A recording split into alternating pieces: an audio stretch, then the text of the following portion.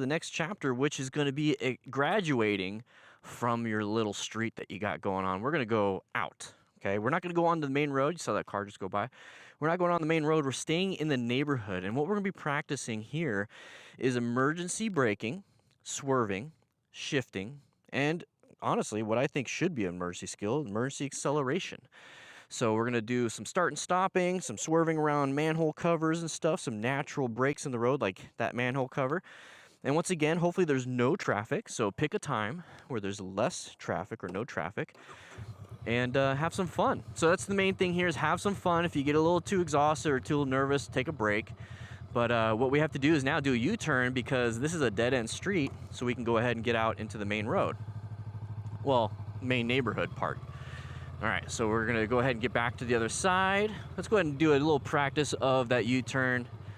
So here we go, we're switching to the other side. I'm sorry, that figure eight, and we're gonna go ahead and do a nice little figure eight, nice and easy. Use the whole road if you need to. And here we go. A little nerve-wracking. So now what you have to do is actually pay attention to signs. If it's a stop sign, stop, okay? Max 25 in a neighborhood in the United States for the most part, okay? So if it's 15, you're doing 15. If it's 25, you're doing 25. So I'm actually going to slow down and stop, okay? And then look both ways. I want you guys to see something here real quick. This is a line of sight problem. So you're supposed to stop or slow down before the sign, but I can't see over this wall. Who's coming? I can't really see over that bush who's coming. So stop here, practice your braking. Go ahead and practice your friction zone and throttle control, paddle walk it a little bit. You notice how I can start seeing, and now I can see. Now I can see. Now I'm gonna do a left-handed turn. So it's kind of like the left-handed U-turn, but instead of turning all the way around, you're doing half the U-turn, which is a left-hand turn. See, we got a car. So a left-handed U-turn is two left-handed 90-degree turns. So we're just gonna do one 90-degree turn. So same thing, if you need to paddle walk, that's perfectly fine. Goal is to keep our feet up. So there we go, we got our feet up. All right, so we have a stop sign up ahead. I can see it way over there.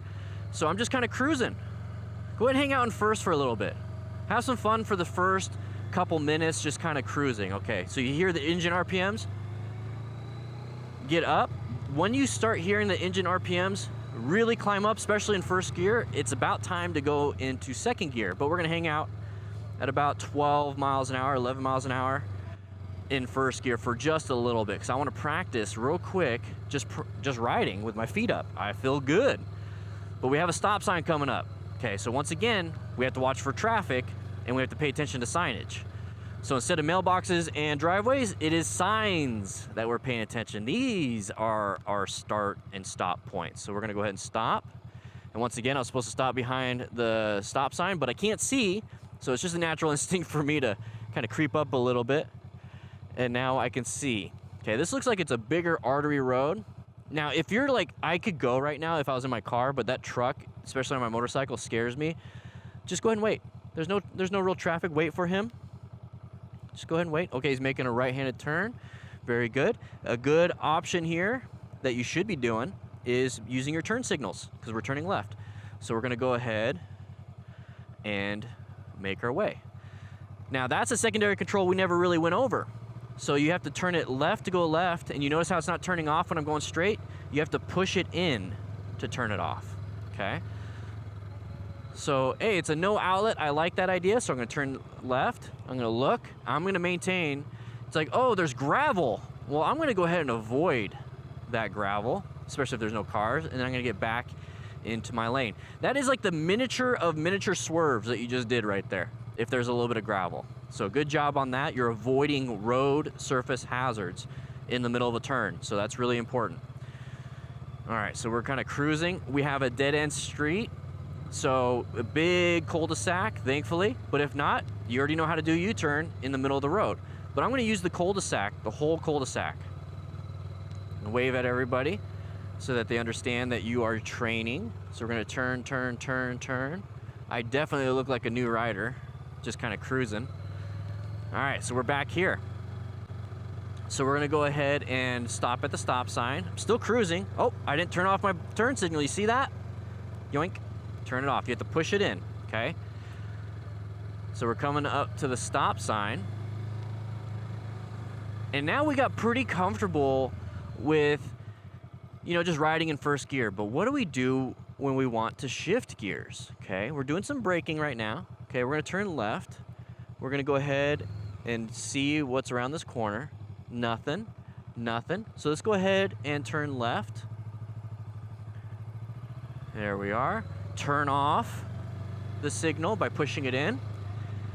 Now I don't feel comfortable riding in first gear on this bigger road because everyone's going 25. I don't want to, you know, slow anybody down and impede traffic because I want to go in the flow of traffic. So what I'm going to do, because I feel a little still uncomfortable with shifting, is that I'm going to turn into this no outlet. So I'm going to turn right, turn signal, turn right. I'm going to try to avoid this gravel, but let's say I can't. So I'm going to go ahead and straighten up the handlebars, go over it, and then now continue my turn. Okay. So we're going to do a U-turn, turn off my blinker. We're going to do a U-turn up here, let's say where the shadow is. Okay, so once again, no traffic, no traffic. Do a nice little U-turn. All right, so now what we're going to do is we're going to turn left at the stop sign, and it's that bigger road. So I'm going to put it in neutral real quick. So I stuck my toe underneath and clicked it up half a click. So to get into first gear, you pull in the clutch, you press down once, and now we're in first. Now, how do we get into second? Okay, so how do we get into second? What I'm going to do is now get underneath it and click it up once. Now, like, I'm pulling it still, and it's not climbing second, third, fourth, fifth, sixth. I pulled it up once. I can pull it up again once, and it's in third gear. I can pull it up again, and now it's trying to find the gear. It is fourth gear. Pull it up again, and now it's in fifth gear. I can pull it up again, and now it's in sixth gear. But I can't just take off in sixth gear. First gear and second gear, yeah. Third gear, it's going to be a little bit more difficult. So we're going to start off in first gear. So one click, one click, one click, one click. We're in second. One more click. Oh, I did a half click down, so it's neutral. So one more click. First gear. So we're going to take off, and we're going to shift on the main road. So how do we do that? Okay, so there's a whole process to it. Okay, so what we're doing is we're pulling in the clutch. Actually, let's go ahead and get into neutral. Let's pretend we're riding. We're riding, okay, and it's time to shift. So what do? So we have the throttle going because we're riding, right? What we're going to do is we're going to roll off the throttle. We're going to pull in the clutch, and our feet are on the pegs. So then what we're going to do is get underneath and shift it into second gear, and then we're going to slowly, we're not slowly, but we're going to release it into friction zone because we know where that is now, and then give it throttle at the same time while we're moving. So it's that friction zone, you know, back and forth that we had to start off with. It's the same thing when you're moving to get into second, into third, and then into first, or into second, and back into first and whatnot. So let's get ourselves into first gear. So we're going to go ahead and friction zone, throttle control. Just watch this video real quick before you head out. Don't watch this while you're riding. That wouldn't be good. I'm just kind of giving you guys the tips of what you need to do to practice in the neighborhood. So we got our turn signal, squeeze the clutch, squeeze the front brake, apply a little bit of rear brake, and we're turning left, okay? So let's try to pick our feet up. There we go. So now, remember when I said when we get to like 12 miles an hour, it starts, the engine RPM starts to climb like this? Now's the time to roll off the throttle, pull in the clutch, shift up, friction zone, a little bit of throttle, and there it is. It's gonna sound like this. I'm gonna get really slow. It's gonna sound like this when you first start it. Like it's chugging. That just means that you need to give a little bit more throttle and less clutch to get going because you went down a little bit too slow. That's not a big deal. So now we're in second gear. So we can get up to a little bit of speed. Let's say we get to 20. Let's try 20. Hey, that feels good. I like 20. Hey, now you're riding in a neighborhood, a little bit 5 under the speed limit. Not a big deal though, because we're practicing. So I'm gonna turn right. And you can make turns in second gear, like these kinds of turns. Okay, you don't have to go to first. You can make them in second gear. The only time you really want to be in first gear is when you come to a stop. So you put it down into first gear because you're completely stopped, or when you're starting the bike up, okay? So coming to a stop, put it down to first. When you are taking off from a stop, you're obviously in first. So you can make U-turns in second gear also. It's a little bit faster though, so if you're not comfortable with that, that's perfectly fine. But if you notice I'm going 8 miles an hour in second gear, it's starting to chug. Watch. Starting to chug. Oh, starting to chug. What's a little loud there? Starting to chug. How's everybody doing today? How's everybody doing today? What is up, everybody? What is everybody doing? Everybody having a good time? How's everybody's week?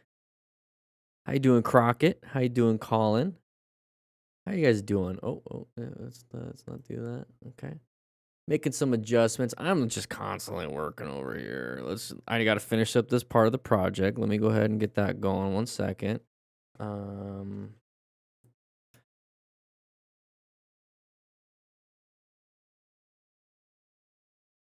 Let's go ahead and work on that. How's it? Loud is good. We had a lot. Let's go look at the schedule on my rock form out with a link in the description for 20% off for the rock form case. Love the case. Let's actually do that. Let's not do the little ad read. Jeez, Daniel. I went and I was in Michigan. This last weekend. I was at MSU. I need to follow up with them a little bit. But I was at MSU for the MSU Moto Club, and I was with Tremoto. Thank you, Ethan from Tremoto, for kind of roping me into that. Kind of gave me the opportunity. There we go. Let's get the collar going. Give me the opportunity to host with him a quick lecture on how to rescue somebody. We had a great time. I wish I could. Let's see this. I got pictures on my phone. We'll do that. We'll just do that. Had some really cool. So we're out in the parking lot the day after at the MSU Moto Club. Let's get a little bit. Let's do the wide shot.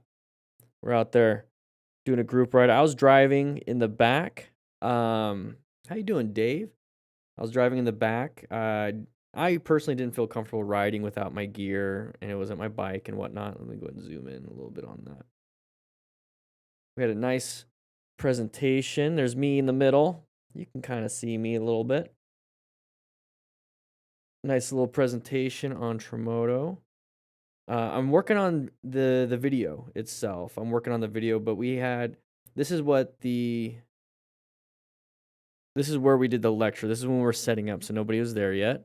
Schmort in the house. We did a lecture in a big place. Huge lecture hall. Let's go ahead and get another photo. This was us on the board. It's the green screen kind of broke it up. It says motorcycle trauma seminar. Pretty sweet. How you doing, Dave? Andy, how you doing? And we had some people. We had some really cool people there. I got to meet up, hang out. Went golfing with Ethan. That's Ethan it's all green. It's a grass. That doesn't work very well. Long week. Got to hang out at one of the bars with everybody. I don't want to give out too much of the show, but it was a great time. Just kind of hanging out. So we talked about it. It's a 2-hour seminar. I recorded it. I'm working on the edits right now. I got all the rough parts of the drafts done. But when it comes to rescue, do I have a rescue card here? Yeah, whatever. I do. When it comes to rescue, it's really important to kind of just follow something simple and easy and everything. But we came up with something really good and really cool.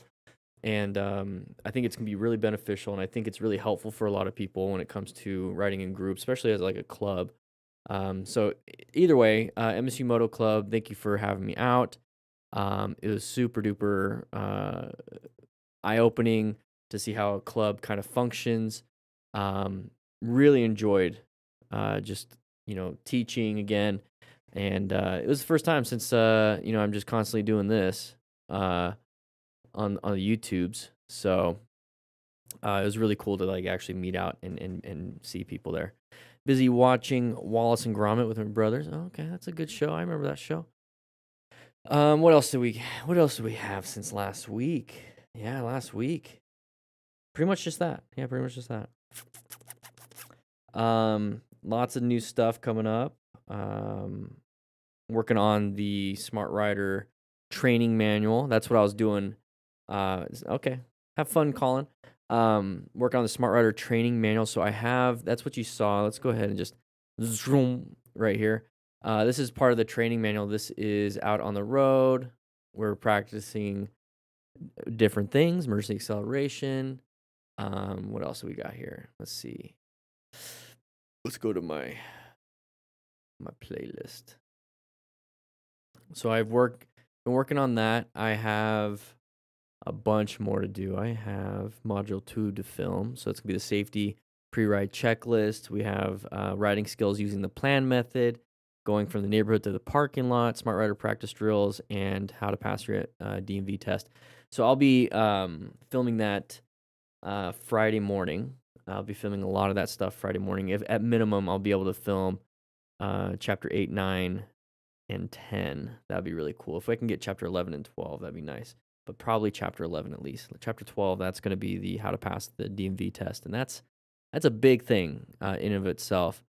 So this is just the draft playlist. Just the draft playlist already. So it's in here. This is gonna at some point go live for everybody on the YouTubes, but for the most part, it's gonna go on writingsmart.com. It's gonna be for the members first. So once it's complete, I already uploaded it to members. So if you are a member of the Smart Rider crew, it's already on there. It's on there and it has everything written out for you. I'm just not pushing it out for the general public so the founders get it first. I'm not pushing out saying, hey, join right now because I'm working on the website because I need to make updates to the actual website. Because right now, this is what it looks like. I'm working on. So like I just made an update to the drop down menus, but they're not working. See, that's as far as they go. So I got to work with the coding on that a little bit. I got to change up some of this stuff. See how it's like not dropping all the way down because like this, I've already shown a lot of you guys that stuff. So I'm working on that. I'm working on a newsletter for the Smart Rider crew so they can start on that process. But the module 2 and 3 is going to be the big one. I'm excited about those. Module 1 is just how to start riding. So what I found is not a lot of people have access to really good motorcycle riding tips and like a progression class at home. And you have to go to like the MSF where you're just kind of winging it. I don't want people to wing it. I want you to have good training so that you can get there safely, start riding safely. So there's a big process to it, and I'm excited. It's starting to come together. So module 1 is pretty much edited and done. How you doing, Moto Gaga? So I'm gonna make an update to the Smart Rider crew soon, and then I can't wait until all 3 modules are done, and then it's time to work on the actual book. The actual book. But I learned a lot talking with MSU Moto Club and everybody, all the members and everything. And one of the big things that I was kind of getting an idea of, because a lot of them, and they're college students, and a lot of them started riding. I mean, they're like 18, 19, 20, 21-ish type of a thing, 22. Hey, you did grocery shopping. And a lot of them just started riding to join the club, but they don't know how to start riding to take the MSF. And if I can make a system that is, if I can make a system that people, when they turn 18 or whatever it is, whenever they start riding, they have something there that will walk them through everything. It's really cool. Like this whole, we got a whole bunch of videos here. Let's go back to the playlist. I'm going to show you guys some sneak peeks. That's the cool thing about doing the live stream. I'll go back to the playlist. Let's go back to the playlist. So these are all unlisted videos right now.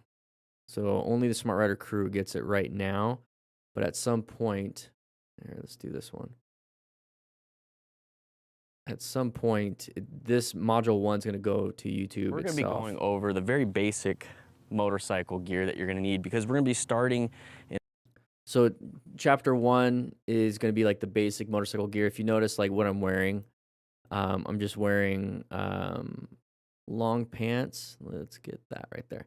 So long pants, long sleeve t-shirt, a helmet, and then I had some gloves. So I kind of go over that process, and this is what you would just kind of need. I always recommend full gear, but that's the minimum gear that you would need to start the course. You don't need to have cones. You don't need to have any of that stuff. You just need a motorcycle and some minimum gear. And then chapter 2, let's go ahead and bring this one up. All right, so what we're gonna be doing is going over some of the motorcycle controls. So we go over the motorcycle controls. I'm going to see if I can find, there we go. So motorcycle controls, very simple. And this isn't all the secondary controls. There's more, but I really only cover in this video because I just want you guys to get going, like to start riding a little bit. I only go over like, oh, I was like, let's do this. I only go over like this and then like the side stand. So I don't go over these ones until we start riding on the road. So we go over the motorcycle controls as it gets you started. I go through the whole process. Is the engine basically the trans bars. We have our clutch lever. We have our shift lever. So I go over the whole process and everything on that one. So let's go back a little bit more. So just to kind of tidy it up a little bit, these aren't the names of the chapters yet, but beginner gear, motorcycle controls, the startup procedure on how to actually do it. So you start using some of the secondary controls on how to start it, stop it, the bike itself, or turn it on, turn it off. Friction zone and braking, very simple friction zone and braking exercise. They're gonna ride up and down the street and then the neighborhood. So let's click the street a little bit. Let's do that one. All right, everybody. In this chapter, we're going to be actually riding up and down the street. So we're not Yeah, I'm exiting excited about this into one. the actual neighborhood. We're going to start off here. We're just going to go up. You like my and down. shirt? So first off, there's going to be 3 parts to it, okay? So the 3 parts are going to be paddle walking. So we're going to be using our feet to do that. And so since we're going to be paddle walking the very beginning, the main goal It does here look good, is huh? finding that The Honda balance Rebel. while we're moving and using friction. So I use Handlebars, pulling the clutch. So I We use the use front brake. the driveways and mailboxes as the start and stop. So like in the MSF or even in a parking lot using cones. And I'm going to go ahead and just use my left foot to balance. So we're going from progression of paddle walking the turn, to now we're trying to pick our feet up in the second part. And then if it's still a little bit awkward for you to do the turn, we do 1 foot with 1 foot up. And then at some point we put both feet up on everything. And we're doing U-turns. And then we do a figure 8 at the end. To a point where you're able to do a head check, you're switching over. You see this over here, using friction zone and a little bit of throttle control. You're turning the handlebars. This is what I want it to look like at the end of this chapter. I want you to just be able to cruise. You're Second, like, I no wanna hog get in rider, second no. gear, but Dan said stay in first. Stay in We're first. staying in first. So I'm just gonna keep doing this. So this is what, And this is towards what I the want it end. to look like before you start heading out into the neighborhood, which is the next we're doing chapter. See how we're going back and forth, figure 8s. So we're slowing it down for the turn. We're Just doing on the a street. U-turn. Now, if you're like, oh no, I got to do that, that's perfectly fine. You could still do that every now and then. We're gonna definitely make that better when we get to the parking lot, when we do the Smart Rider drills. We're switching See how over. we're just going up and down the street, figure 8s. And then So we're doing practicing a our left U-turn. hands and right hands. All right. So let's say you've done that a couple times. You're like, So we do that on the street, and then we go out. Let's get out of here. Yeah. And then we go out in the neighborhood. Or we're riding in so the coming to neighborhood. a stop, put it down to first. We practice When you all the are different taking off from the skills. Stop, you're obviously. So here's part 5 of the skills: emergency We're swerving. gonna pretend that this is not a hill. I'm gonna do a U-turn down there, and we're gonna use And we just constantly going around the neighborhood before we go out into the main road, because the main road has, traffic and whatnot, and that gets a little freaky. So we're not going to do that, not yet. But that's where, there we go. That's where module 2 kicks in, when we start putting on full gear. We're riding from, we go back in the neighborhood, but we're practicing the plan method. And then we're going to the parking lot. We're going to do some Smart Rider drills to get you used to sharper turns. And then we're going to practice the actual DMV test skills. So emergency braking, emergency swerving, U-turn, straight line weave, and turn from a stop. Those are the skills that you'll be using in the DMV test. So I'm really excited about it. We got, like I said, module 1 done. I got to make the intro video for that one. So I have to do, here's the disclaimer. Who am I? What does it mean to be a smart rider? How to use the training manual. And then I want you to get your permit. I want you to get your permit before we start the whole process. And then after you ride around the neighborhood and you get from the neighborhood to the parking lot and you practice the skills, then go get your endorsement. And now we can actually do some of the rescue and then how to ride in different conditions. So like riding in the city, the highway, the mountains, at night, in the rain. We'll go over that kind of process. And then I'll tell you what next steps I want you to start doing. So I want you to complete all the Smart Rider drills, take a Stop to Bleed course, take an advanced rider course, because you already have your endorsement. So go ahead and take an advanced rider course if you can. And then maybe possibly join a group charity ride, being a smart ass rider.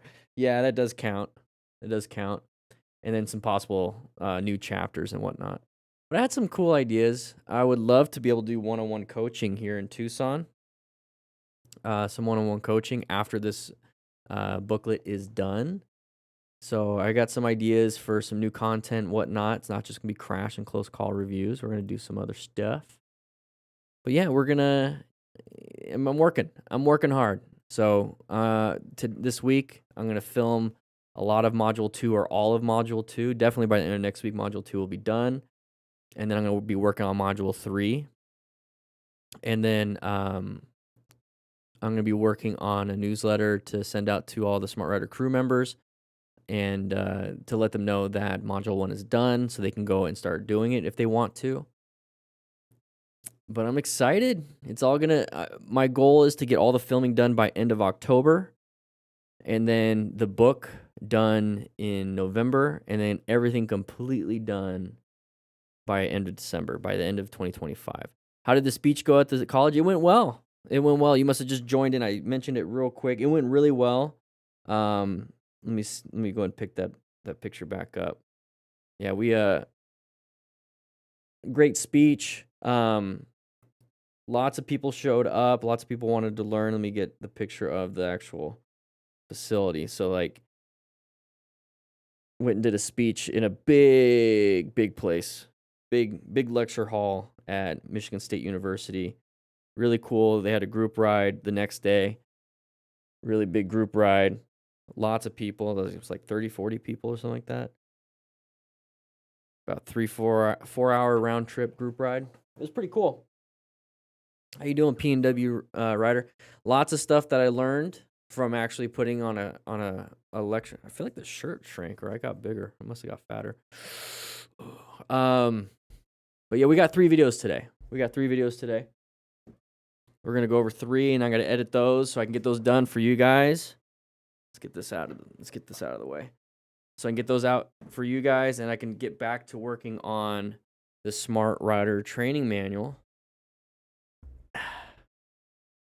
Yeah, that's another thing. Let's go to the classroom. Ooh, instant teleportation. We have pizza today, guys. We have pizza. That's another thing. Let's get this on the screen. There we go. Yeah, that was another thing. Place to recruit riders, colleges, universities. So like a big idea that I had. Let's reframe some of that. So you guys seen the progression of what we're doing here, especially you, Hog Rider. You've been here for a while. The progression is we have a classroom in here, right? We got this nice little classroom. Motorcycle training concepts. I launched that in 2019.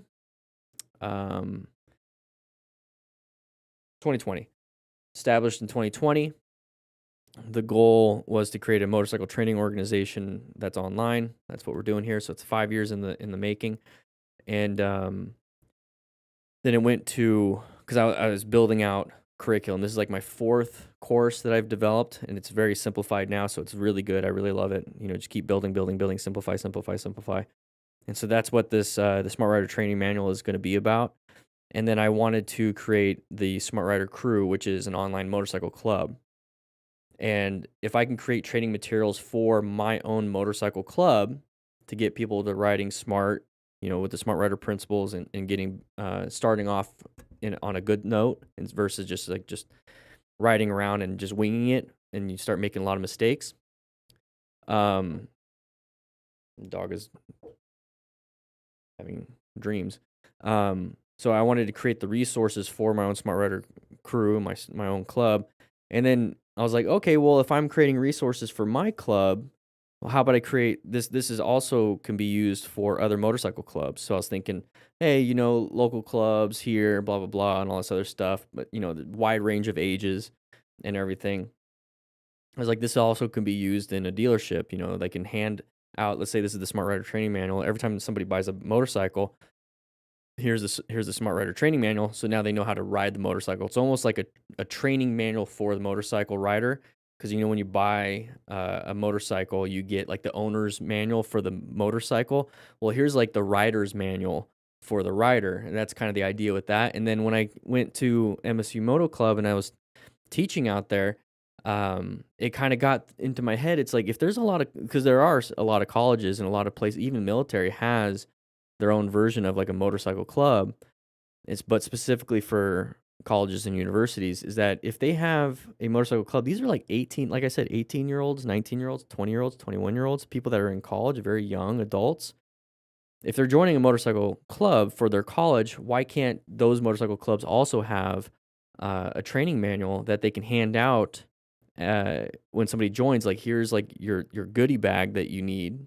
It's like, here's a training manual, go practice. So I figure this is such a good information that it can be utilized anywhere for somebody that's just starting off. And so it was really cool to see a lot of the people from the club at MSU, and I got a lot of good information when it came to that. I was like, oh, this stuff really can work for so many different people, because they brought us out for the rescue stuff, and that portion they were super excited about. They learned a lot, and I was like, that's just like one chapter. It's a big chapter, but it's one chapter in module 3 of the Smart Rider Training Manual, and there's so many other things that are in the training manual that are useful. So it just kind of gave me a proof of concept, and it's like it's telling me, in the infinite wisdom, telling me that what I'm doing is on the right path. And then everybody here in the chat, my whole community, my whole audience is really kind of with all the support, and even just saying the stuff here whenever I speak, which is frequently, there's a little Dan voice telling me to slow down. It's like just the fact that me speaking and sharing my knowledge, that's all I'm doing, is sharing my knowledge. I'm condensing it, making it simple, because it's like crazy up there. I'm doing something that is important. And I just want to, once again, I said it to MSU Moto and everyone who was there. I want to say it again to you guys, and I feel like I say it every week, but I think it's very important to show gratitude, is that thank you guys for all the support. I'm working my butt off. I'm doing my absolute best. I know it's taking longer than I wanted to, which makes me feel a little disappointed, like I'm disappointing you guys, but I'm working really hard to get this out there, and I feel like once it's done and I can start marketing a lot of this, like marketing, basically just sharing, hey, this is what I got out here. I feel like I feel like it'd be 10x the amount of people that we could possibly save. And I say we because you guys are supporting this message. You're supporting me to actually go out and make this content and to really dive deep into making this stuff. Because without you guys, I wouldn't be able to invest money into making a booklet or invest my time. I would have to be working a different job and then maybe doing this as a hobby. So like this is what I do for work. This is what I do for my living. So if it wasn't for you guys, I wouldn't be able to do that. And so all in all, I think we all are supporting this message and making it possible for people to start off riding safely, riding smart. And so thank you. But we do have some videos. We do have some videos today. We got 3 of them. One of them just came out. Thank you guys. I appreciate that. And that's right. I want to get it right. I don't want to rush it. This is, like I said, my 4th or 5th course that I've developed. And this one, This is the first one I just did it. I'm doing it all by myself. The other ones I've had help, but this one this is probably like the 30th draft of just making things progressively, like I will basically handhold you through the process of learning how to ride a motorcycle, which I think a good coach should do. But at the end of the day, you're gonna have to do it yourself. Which, if you just follow along, you can do it.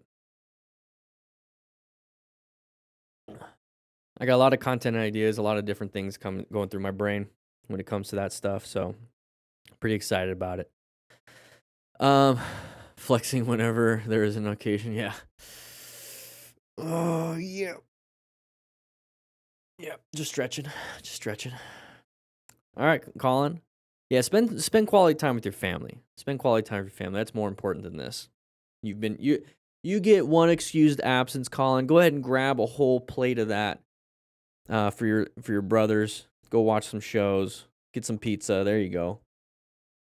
Yeah, it's more important. More important to hang out with family, to be quite honest. Go do that. Any tips for airway unit and EMT course? I'm unsure what portion you're in. I mean, the main thing is trying to keep the airway open because it doesn't matter how much you're going to breathe for them. There's airway breathing. You can't breathe through a collapsed airway. So one of the big things is OPAs, MPAs, making sure that the airway is patent, so you're able to actually get air through it. So that's a big one.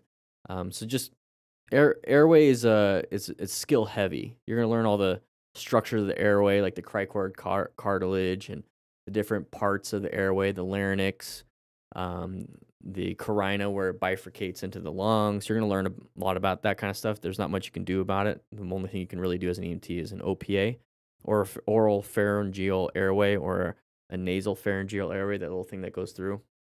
So just pay attention. It's mostly a skill-based kind of unit. Breathing is, you have to know like how deep and how long for the BVM and a few other things. With the Smart Rider Guide, is it USA only or can order in the UK? Is it link only? Shows? Yeah, so currently the Smart Rider drills is United States only for the booklets. The digital version is international. Once I get the Smart Rider training manual, I'm going to start focusing a little bit on shipping internationally. Books are a lot easier to ship internationally. What about breath sounds? Oh, that's going to be something you're going to have to, it's going to be hard to describe. Usually they play sounds in the class for you. So locating breath sounds is going to be a little bit harder to describe that. A lot of times what you basically kind of go off of is what you hear literally when you're walking through the door. You'll definitely hear somebody having breathing difficulty as soon as you walk through the door. So fluid versus crepitus type stuff. You're going to learn a little bit about that. Just pay attention. How much did it cost me to send the coin? I think it was like at least $30 just for the coin. How you doing, Mitty? Awesome, Mitty. And you know what? That's the thing. Moto Gaga, don't worry about it. I'm glad you got the coin. Mitty, that's the thing, is like if I can get that Smart Rider training manual, it's like that's another thing. It's like if somebody wants to learn how to ride, you can hand them the book and boom, it'd be simple. And that's the thing, is like the MSF, it's at minimum like 20 hours, because you have to do like three hours of like a course, online course beforehand, and it's 2 days of 8-hour days. And so it's like 16 to 20 hours basically. And it's a lot, 16 to 20 hours.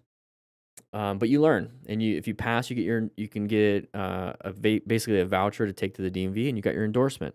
What I'm trying to do with the Smart Rider training manual, is 2 hours, like start to finish, 2 hours of video. Oh, you had to pay duty also? I didn't know that. I thought I took care of that. Damn. I'm sorry. That sucks. So it's like 2 hours of, within the first 30 minutes, if you follow the video for 30 minutes, you should be able to ride up and down your street within 30 minutes. And that's the goal. And it takes like 3-4 hours at the class to start riding. So the goal is within 30 minutes you're riding up and down the street. So I'm trying to like make it just only the essential information, only the essential. MSF teaches you everything, and sometimes it's a little bit overwhelming. So I'm trying to teach you just the essential to get you going, and then once you get going, now we're going to give you a little bit extra, and then now we're riding on the street. Now here's a little bit extra. So when I say a little bit extra, it's like, okay, here's how to use turn signals now that we're riding around in the neighborhood. Now we can do turn signals, high beams, and whatnot. But at the MSF, they teach you all that stuff up front, and you're like, okay, I don't really need to know about high beams when we're about to practice friction zone. It's like, let's just get through friction zone. Let's get through braking. Let's get through turning. Okay, now we can do high beams. Hey, there it is. Cool. Now you're done. Let's move on. So that's the goal, is to make it super, like a very super easy, progressive course to like, by the time you're about to take the endorsement, you know how to use everything on your bike and you're already riding for a little bit. Because with a permit, you can ride. There's some stipulations. You can't ride like at night with a passenger on the highway. I think those are the only stipulations. And I think there's only 2 states in the United States that you have to take the MSF. And so the cool thing is that if you already have your motorcycle, it's like, well, I have to get the MSF, but I have my motorcycle. You know, what's wrong with me going up and down my street in my neighborhood? Nobody's going to know. So if you get through module 1 before you take your MSF, you're going to be well ahead of everybody at the MSF. Yeah, I've seen so many people just take a bike, and that's one of the things, Jason, is like somebody will buy a motorcycle from the dealership, and then maybe they have a permit, because all you have to do is take like an online or written test at the DMV for the permit. So you get your motorcycle from the dealer, like I'm super excited, and you have to take it from the dealership to your home, and some people are too embarrassed to get it trailered. And so now they're like, okay, well, I have to ride on the highway, I have to do this, I do this. This is kind of nerve-wracking, but ego gets in the way, pride gets in the way. They take it home and they crash. I would rather you just get it trailered home and then practice in the neighborhood. So like that's kind of the goal. That's kind of the goal. Yeah. Yeah, so get that endorsement. Yeah, I went to the dealer when I got my motorcycle. I didn't have a permit. I bought a Harley Davidson Sportster, had it trailered to my house, and I practiced that night without a permit, and then I got my permit like later that week. Yeah, trailer. Who cares if it was just trailer at home, you know? All right, guys, but we got some. How you doing, Jennifer? We have some videos. We have 3. We have 3 videos. We have an older one. We have an older video. We got this one. This one just came out 6 hours ago. 6 hours ago. Let's see. Let's take a look. Hey everyone, today we are starting with the rider who was This video is pretty intense. Yet still got into serious trouble. Decent space cushion. Reminder that anything can happen out there, so you know, staying alert is a key. Oh. Yeah, couldn't do much about that one. Couldn't do much about that one. The vehicle in front, So staying alert is on the other lane coming this way, wanted to pass the bus on a blind turn, hits the van. a key. So like with a motorcycle, we could have swerved to the right and avoided, like if we were the van but we were a motorcycle, we just use a small escape path to get away from that. But on this situation, you're stuck. So the only thing you can do is emergency braking. So that kind of sucks. But he is doing, whoever is riding go bit Out there, so staying applies the brakes pretty well. So it wasn't like smack full speed. It was a smack at a lower speed. Not much you could have done there. Wear gear. But we're going to go over this one. So let's go. We got the pen out. Yes, we do. I don't know what I'm doing. All right, let's get out of there. All right. So we're going to hit that record button. The only thing I'm going to be like, hey, everybody, buy something. It's going to be the Smart Rider training drills. I was about to say manual because I'm working on the manual. So I'm just going to do the drills. I have a bunch left. So if you guys want to grab one, they're 20% off. I'll mention that real quick. It's 20% off. Use Go Practice 20 at checkout. Digital version is available international. But the physical book, just for you guys, I'm not going to do this whole thing. It shows like what kind of minimum gear to wear. That's how you set it up. And one thing that I when I was talking to the MSU students, they thought this was really cool because I brought a couple. They thought this was really cool. And then when I mentioned that you set up the cones and you have 24 drills, and they saw these drills, right? I was like, yeah, you only have to set up the cones once. Just once. The drills themselves are different designs, but the cones never change. So you really only have to, you set up the cones once, and then you can do all 24 drills. You never have to move the cones, other than when you put them away. So I feel like some people don't know that. Jennifer, you're in Michigan. Yeah, I was in Michigan. Thank you, Jennifer. I was in Michigan. I was at the MSU. I was in Lansing. Beautiful area. Lots of trees. Saw some deer. Lots of deer. Played some golf. It's pretty cool. Lots of golf courses for such a small town. But yeah, a lot of people didn't know. Thank you for the 5. A lot of people didn't know that, you set up the cones once and you got 24 drills. You don't have to change the cones again. So, all right, guys, we're going to jump into this, but that's what I'm going to be promoting today. I'll do it at some point. Let's go ahead and make this 1080p. How about that? There we go. All right. So here we go. Here we go. Here we go. Here we go. 3, 2, 1. What is up, everybody? Dan the Fireman here. We have a MotoStars video, so we are going to prioritize safety. So this is going to be a bunch of crashes and close calls before we get into this one. This is the thumbnail. It's pretty intense. Before we get into this one, we're going to be utilizing the plan method. So this is a method that I developed. We're going to be searching for a position for safety, locating hazardous situations, assessing and navigating active threats. So it's a big, awesome, easy thing to follow when it comes to riding safely. So if you're a brand new rider, been riding for a while, let's focus on some road strategy here. So, today we are starting hello, MotoStars. We are riding distance, yet still got into serious trouble. decent distance, not speeding. Reminder that anything can happen out there, so Anything can happen. And boom, there it is. And then we collide with the cars. So what are we going to do in this situation, right? When it comes to planning our ride. Like, what are we going to do? The plan method. So position for safety. We're in a decent position for safety. We have a decent space cushion behind this vehicle. Hazardous situation. Not really. No relevant threats, no active threats in this whole thing. So our space cushion, it's pretty good. It's not too bad. Let's say we're going 35. This is pretty decent for a 35. But remember, we don't have escape routes to the right. It's going to be very difficult to escape to the left when it comes to swerving. So what we really can do is emergency swerving, emergency braking, or emergency acceleration to get away from something. And that's what it means to be in a position for safety. We're looking for escape routes. We want a good space cushion, decent line of sight. This is good. And so when we have that escape route, we have to accelerate into it or swerve into it. We can also do emergency braking. But right now, how are we going to locate a hazardous situation? Where's the threats, right? This clip so we're getting up to here. Anything can happen out there, and so I just want to point out right at the top, like right over there where the bus is. So the bus is there. There's going to be a vehicle that wants to pass the bus on a blind turn. Terrible situation. Can't do much about that. But once they do that, they collide with the van. We're stuck. There's no swerving to the right. There's no emergency acceleration out.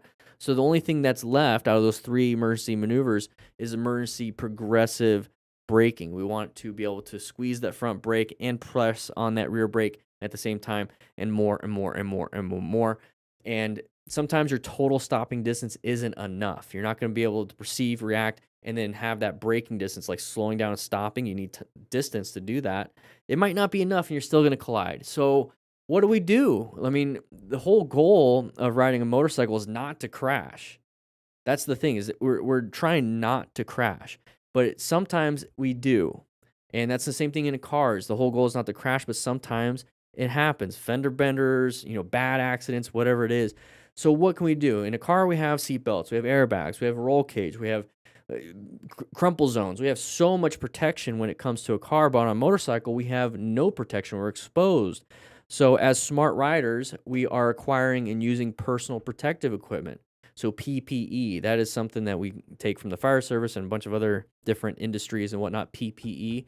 At the end of the day, what that means is we have a full face helmet, motorcycle jacket, motorcycle gloves, motorcycle pants, and motorcycle boots. That's really all we have. And it's a terrible situation. So make sure you wear that. It's going to hopefully mitigate some of the injuries. So hopefully it's not going to be, hey, I have a broken knee, like it's just broken, demolished because I wasn't wearing gear. Or we had motorcycle pants with armor on the knee and armor on the hips, armor on the elbows, armor on the shoulder, armor on the back, armor basically for the head. Hopefully now instead of like a completely decimated knee, it's a broken patella. Still sucks, but it's easier on rehab. It's easier on healing than it is a completely amputated leg or something. So that's why it's very important to wear full gear in case something like this happens when you have zero control over it. And to also mitigate some of the big injuries, really good progressive braking to slow it down. If he went full speed into it, it would have been a lot worse. So he was actually able to apply the brakes and slow down, let's say, from 45 to 15. I'd rather crash into the side of this. I'd rather not crash at all, but I'd rather crash into the side of this at 15 miles an hour than 45. Now, one thing that we can do, you notice that there is some EMS on scene. So if you're not injured or you pull up onto an accident like this, this is where being able to rescue somebody after a crash is important. So if you see this or you're a part of this, try your best to remain calm. If you're still in a dangerous area, ensure your own safety. Get yourself off the side of the road as best you can. Look for hazards. Wear PPE. So you see how the gloves there's the nitrile gloves on the rescue card. This is an actual card that I keep in my wallet. So if something ever happens, I can look at it if you don't have the knowledge. And then stop any major bleeds. If there's something bleeding like pretty bad, stop it if you best you can. If you're not bleeding, you're part of the accident, you're kind of fine, but then you see somebody in there, hey, you could save a life. Now, how awesome is that? Overall, terrible situation. But you see how like there's all the crumple zones, airbags, all that stuff, like a head-on collision with a car and people are fine. As a motorcycle rider, if we get in a head-on collision on a motorcycle, we're probably not fine. So that's why it's so important to wear gear. Even the firefighters are wearing PPE. You see all that? Look, the bike seems to be fine because he applied really good brake pressure. All right, so we're lane splitting. Whoa. 1 second. I wasn't done. So we're going to be lane splitting here. What did we hit? Okay, I want to take a look at that. So it's a road surface hazard or something. What did we hit right there? Oh, there it is. Okay, so one of the hazards, planning our ride, right? Locating hazardous situations. Well, lane splitting is a little bit hazardous, but it can be done safely. Now, what's the hazardous situation here? Right in the chat. Looks like there's something right there. Right in the chat, hazardous situation. Just pretend that's not there. Okay, 3, 2, 1. We're riding at night. Riding at night's a hazardous situation because we have a lower visibility. In the daytime, our eyes work with light. So we need light to be able to see things. Hence why you can't see at night. You know, it's pitch black in your bedroom. Can't see anything. That's why I have night lights everywhere. Yeah, and I'm scared of the dark.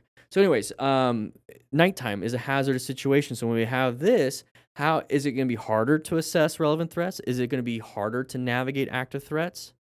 Yes. So should we be lane splitting? I wouldn't. Maybe during the day, perfectly fine because you can see pretty far.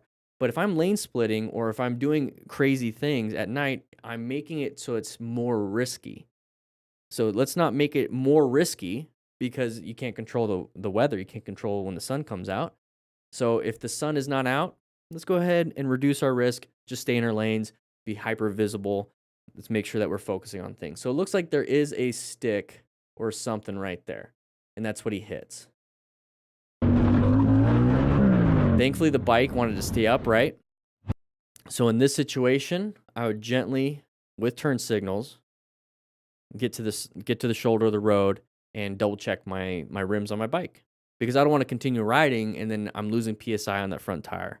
Or there's a puncture on that tire. Or the rim is bent and then I start having mechanical issues. There you go. So he's gonna pull over. I would pull over on the shoulder on the right because you see how much room you have right here. I'd slowly, gently move over to the right. All right, here we go. Riding in a group. Seems pretty chill so far. I think we're a little bit upset that we're stuck behind this white car. We want to go fast. Oh, there it is. Not chill anymore. We're gonna do some wheelies. Please don't fall off a bridge. A little bit of ego coming on. Oh, a little bit over. Looped it a little bit. Held on a little bit too long. Okay. Not too bad. We're gonna go ahead and check on our buddy. He seems to be fine. Bike seems to be fine. You good? So he's got a little bit of road rash, I'm sure, on the forearms. Okay, so real quick. So we're riding around. Remember when I said rescue, right? Okay, so we're going to leave that up on the board. So we're riding around. Let's just say he hit a road surface hazard. He wasn't wheeling. But we have our buddy crash. Okay, immediately, as soon as you see this, your blood pressure, your adrenaline's going to spike. You're going to start being like, oh no, oh crap. That's the panic. What's number one? Remain calm. Okay, so once you recognize, oh crap, because everyone's going to have that initial, that reaction. I would have it too. As soon as I recognize, I say, oh crap, or like whatever it is that you want to say. As soon as I recognize it, remain calm. I need to remain calm because if I'm panicking, I'm not going to be able to help anybody. So let's remain calm. Okay, what's next? I have to ensure my own safety. Okay, cool. So I'm going to pull off on the side of the road. So right now, oh crap. Oh, remain calm. Okay, ensure my own safety. Pull off on the side of the road. Very good. So they're doing pretty good here. Now let's check for any major bleeds. Let's check if he's bleeding out of his arms. He has a big laceration on the legs, whatever it is. If we need to use a tourniquet, direct pressure, or even pack the wound, that's where stop the bleed comes in. The actual course itself. But we want to stop any major bleeds. And then check the backside for any head injury symptoms. Because you see how they're like, get back on the bike, let's get the bike, let's go. Imagine if he has a head injury and he's like dizzy. Now you have a dizzy guy on a bike and he can't control the bike. So that might be a point in time where we call 911. He might not, see, they're concerned about, hey, you crashed, we're doing reckless riding basically. Maybe he doesn't have a license or maybe he has points on his license, it's suspended or whatever it is. And the concern is, I don't want to have the consequence of getting in trouble with the law. I'd be like, dude, if you don't want the consequence, if it was a friend, I'd be like, if you don't want consequences with the law, you shouldn't be doing that stuff. You should take less risks. I'm concerned about your health. So if it means you get a ticket or whatever it is, that's fine. But if you hop on this bike and you have a concussion or you're dizzy because of the crash and you go right off, and now you crash into the side of the vehicle because you're zoned out because your brain's not working and you didn't apply the brakes and it's a red light and you just went through it and you die, that's my concern. So how about we stay here for a little bit and we take off once we figure out if you're okay. That's my concern. Hey, off, on, 3 times. Off, on.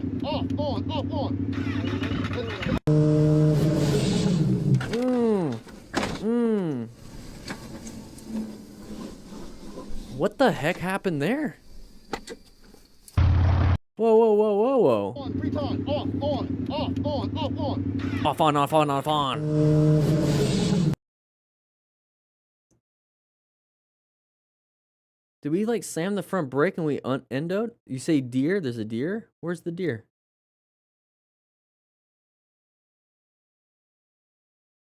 It hit something. Oh, was that it right there?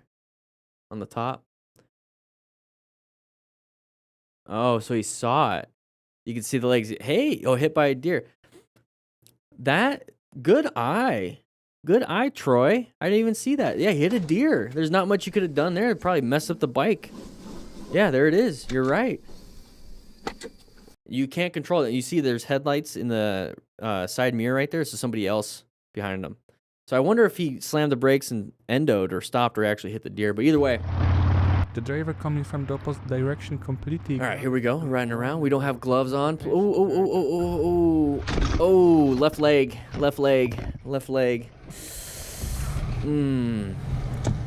Nice little impact. Let's go back just a little bit here. Okay, so we talk about planning our ride, right? We're in a good position for safety, good line of sight. We have good space cushions. We have escape routes left and right. We're very good locating hazardous situations. Nobody's pulling out yet. Nobody's pulling out yet. The opposite direction, completely ignore the. We're locating. We're locating. Oh, this person's starting to turn. Now, is this a relevant threat? Not really. Not yet, because it's not in our lane. So it's not. Well, it can be a relevant threat. Yeah, it's a relevant threat. Once it's in our lane, it's an active threat. So when I see somebody doing this and they're like turning their tires and it looks like they're going to do a U-turn, I'm already rolling throttle, applying the brakes a little bit. It's like, what are you doing? What are you doing? I don't like it. I don't trust you. You're not going to harm me yet. But then once they get up to this point, oh, active threat. New position for safety. We have to do something, new position for safety. So emergency braking, emergency acceleration, or emergency swerving. Those are our three options. Horn is not one of them. Rev bombing is not another one. Yelling out of your helmet's not another one. We can swerve to the right. Okay, we can swerve as hard as we possibly can to the right. We can accelerate to the right, not necessarily a hard swerve, but at least accelerate out of there, or apply progressive braking. Okay, those are the options that we have. Here, I like to swerve. I like to swerve more than I like to brake because braking is a little bit harder. Your total stopping distance is not as good. Emergency acceleration will put you in a new position where you're going faster than you really want to. It's needed sometimes. But emergency swerving, you could do it quick. You can do it easy. You can maintain your speed doing the whole thing. You could do something, but he didn't do anything. So when we talk about total stopping distance, this is like a good equation. Perception, reaction. Those are the two that I really want to point out. Is the moment you perceive this, that's the moment you're like, oh crap, that's perception. You also reacted with oh crap. So perceived, react, oh crap. You used your mouth to react. I want you to perceive with your brain, so you say oh crap in your head, but while you're saying oh, you're swerving already. I want that reaction to be as quick as possible. I want you to go from perceiving to reacting or responding as quick as possible, the correct one. So here, I need you guys to practice your swerving. So once you see something like this, you're like, oh, you do that. You don't even get to say, oh, crap. You're just like, oh, that's how quick I want it to be. I want it to be instinctual. Rider. It looks like he slammed the rear brake. You see how we're kind of doing this? Slammed the rear brake with his right foot. Terrible situation, but when it comes to these videos that we do here, it's not to make fun of, oh, he sucks. He doesn't know how to swerve. He only knows how to apply the brakes. Ah, what a loser. No. I don't want anybody in class saying that. You won't get a slice of pizza if you do that. The whole point of this is that we can say, oh, we learned from his accident. Hopefully he's doing fine. Hopefully he's continuing riding. Hopefully he's having a healthy day. Hopefully he's having a blessed day. I hope everything's good. But what can we learn from the incident that he's going to share with us? We can learn that we can swerve if we see something like this.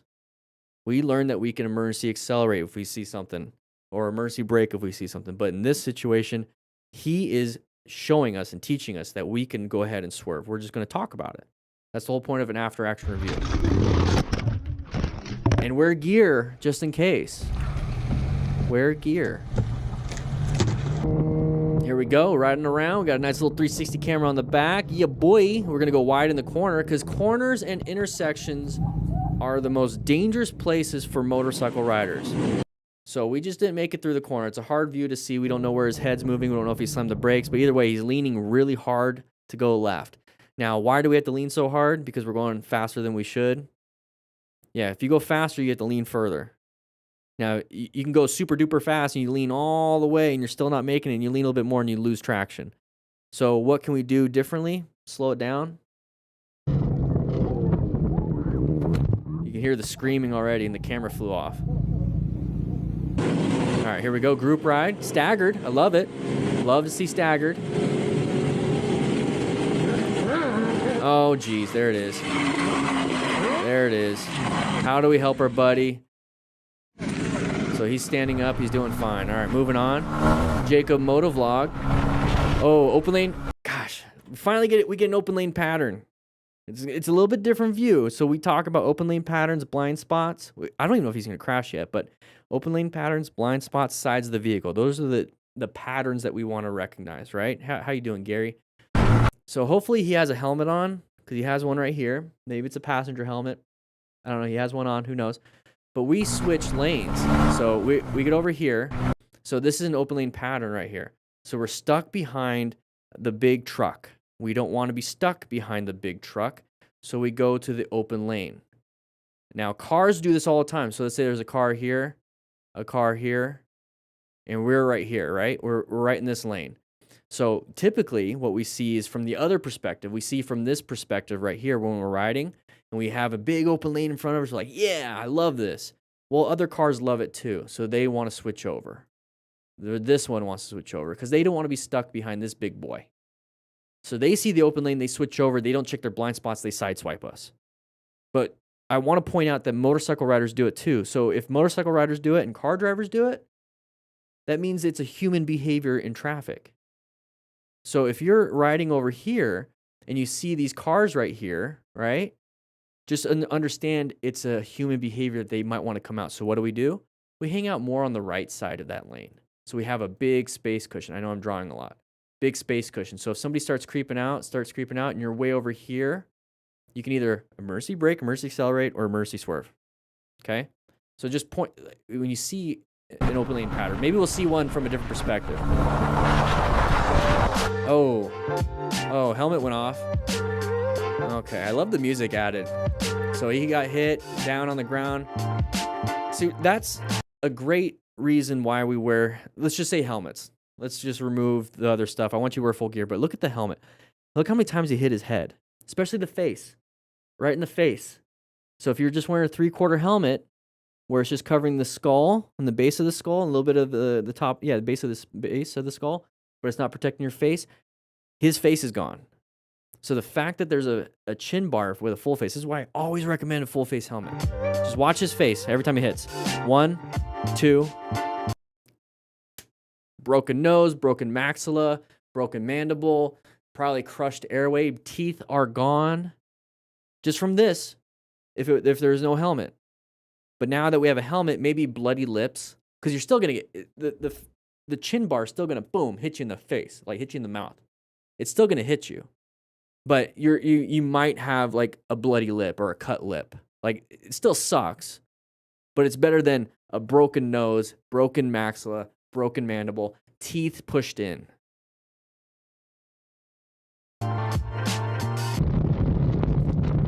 All right, JWF Adventures. Driver not wanting to miss his Nice little staggered. I love it. put others at risk. Just chilling.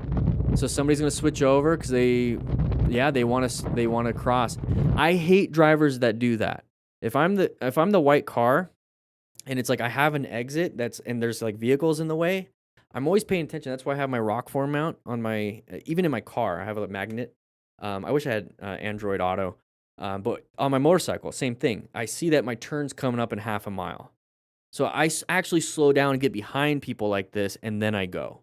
Or if I'm not paying attention, it's like, oh crap, there's my exit. I don't just rush over like this person does. I just go to the next exit. It adds like a couple minutes to my route. I need to pay attention better. It's all that is. I hate it when people do that stuff. So what do we do in this situation if somebody's wanting to come over? He's got a Bluetooth system. The other guy has a half helmet, so probably not. But if you're riding in a group with some friends, have a Bluetooth system. We have a great sponsor, Cardo. Bluetooth. This is the Pack Talk Edge Duo. So you can go in with a friend that comes with 2, and you can tell him, brake, brake, brake, brake, brake, or car's coming, whatever it is that you want to say. Just say something. It's going to grab his attention so then he can possibly apply the brakes and let them in. You know what I mean? Because at the end of the day, if he hits you, it's a terrible situation. He had to let him in. Could have done it sooner, but thankfully the guy on the front did not panic. That's a big one. A lot of people will just smash the brake and panic. All right, nighttime riding, hazardous. Okay, blind spot, don't want to be there. Oh.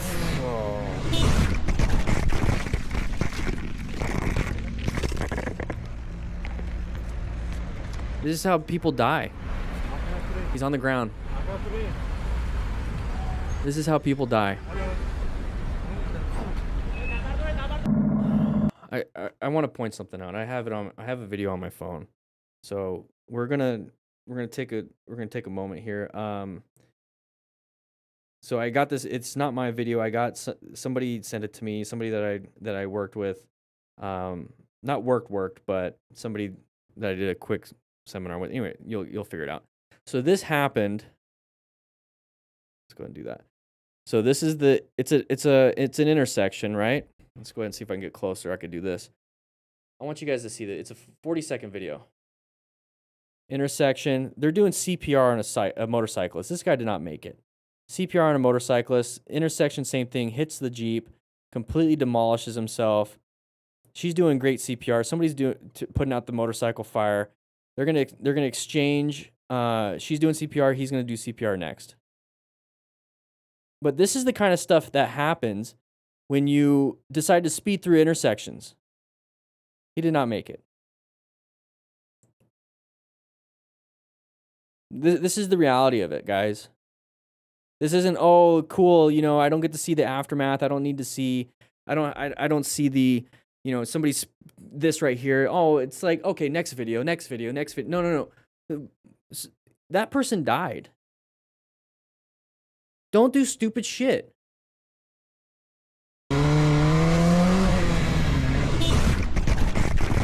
That's exactly what happened in the video. Pay attention, everybody. Soups, yeah, that's exactly where I got it from.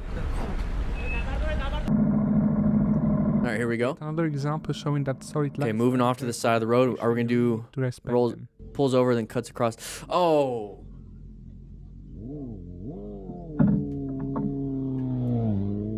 So we can sit here and be like, who's at fault? The guy that did the U-turn, right? You really The need guy that did the U-turn, yeah, he's at fault. Does it really matter though? At the end of the day? No, we got people that are injured or possibly dead. It doesn't matter at the end of the day. Now, what we blame car drivers when they do this, but motorcycle people just do this. Should have checked. Should have looked both ways.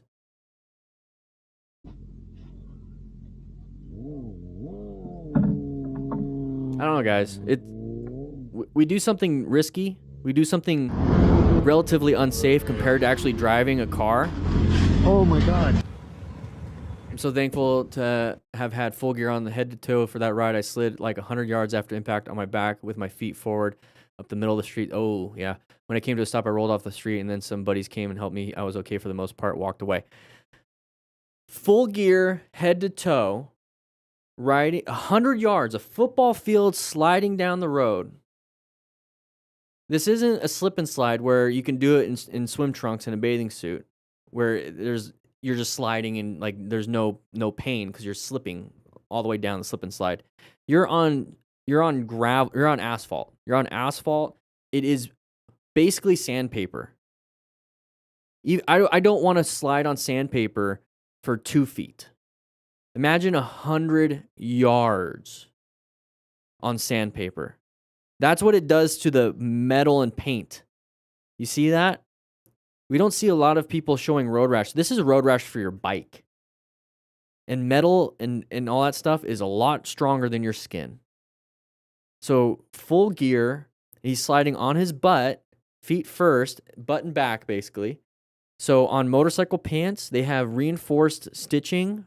They have reinforced liners on the buttocks because of this. This is one of the common ways that you slide. The reinforcement with Kevlar lining or whatever the aramid fiber is, it could be leathers or whatever it is. Leather has great abrasion resistance and thermal transfer. So, because just like a carpet burn, you feel the burn, the heat. So same thing, you're getting heat sliding and ripping flesh. So leathers are really good with not transmitting as much heat. It still does, but it doesn't transmit a ton. And it's good abrasion resistance. Aramid fibers are doing really good though. So he's sliding, and he's on his back. So you have that back protector, same thing. On the back, there's reinforcement. Now, back of his head too, so having the helmet. His helmet probably looks like that too. Full gear, everybody. Getting a little preachy in today's video, but I think it's very important. Pulled out right in front of me as I was coming around this turn. Yeah. Smack straight. Yeah. Ooh, tram tracks. What are we gonna do here? Okay, good. Got over it pretty easily. Ooh, side of the vehicle, Boink. Okay. So he probably did apply some brakes. Maybe panicked and froze. But he's able to walk. Okay, so what I was saying about the tram tracks here, Be careful because we're riding in line. So I'm going to make an exaggeration with how we turn over them. So we're riding. An exaggeration is a quick turn and do that. Obviously, it's going to be a little bit harder to do. What I don't want you to do is that you're riding. Let's do this. Let's say you're riding close. You want to get over the tracks. You're riding, and you kind of just do it gently like this. This is where you get caught with your front tire. If you're doing it gently like that, be purposeful to go to cross. You see how I just made it purposefully? That's what you want to do. So I was really excited that he did that correctly. So we get over it. Probably did it real quick. But here, you see we have a line of sight issue. We know it's an intersection because you see the green light there. Intersections and corners are dangerous for motorcycle riders. So we get to an intersection. We should be in this heightened alert stage. So right here, we're locating a hazardous situation. Hey, we're coming up to one. Any relevant threats? Let's figure it out. Well, I can't see well, so if I can't see well because my line of sight is a problem, I'm not approaching this at the regular speed or fast. I'm approaching this like I'm in a haunted house. I say that all the time. In a haunted house, looking around corners, is anybody going to jump out at me? So I'm slowing down. I'm like, what's going on? So I'm doing that coming up to here. I'm like, I'm going to slow it down and be like, what's going around? So I see a side of a vehicle. So this is the moment we perceive. I'm bringing up the total stopping distance again, but it's perception reaction. So if we have to brake, total stopping distance. But it's a perception reaction action, basically. So what are we going to do? Emergency swerve, emergency accelerate, emergency brake. So this is the side of the vehicle. We talk about patterns. There's 3 of them that I really see a lot here is the side of the vehicle. That's that one. Open lane pattern is another one. Okay. Open lane pattern, side of the vehicle, and the blind spots. Recognizing the blind spots. So here I see a side of the vehicle. It means we're going to do what we're about to see. So as soon as you see this, you perceive where you react with what? Well, that's not a good swerve to the right. They're going to the right. I can't swerve left. I'm going to hit this car. I need really good progressive braking. Hopefully I can slow down or stop. But if I can slow down enough to allow this red vehicle to get out of my way, then I can get myself out of there. So what do we do? I think what we did here was kind of freeze. You hear the engine RPMs drop down, so we did roll off the throttle at least and probably was applying the brakes. But one thing I do want to point out right here, as soon as a lot of us see this, and this can be for any situation that feels life-threatening, okay? This is life-threatening. So as soon as we see something like this, the typical response of a human being is either going to be freeze, flight, fawn, or fight. Those are the 4 reactions that humans have when it comes to a dangerous situation. A lot of people freeze. A lot of people fawn. They're like, fawning means like kind of bargaining. Hey, please don't hit me. Like, I'll do anything. Don't hit me. That doesn't work in this situation. Okay. Flight is going to be run away. So that's going to be like the swerve, right? And fighting, you notice with a lot of road rage, when people get into like these situations, what they do, I'm pissed. I want to punch mirrors. I want to argue. I want to yell.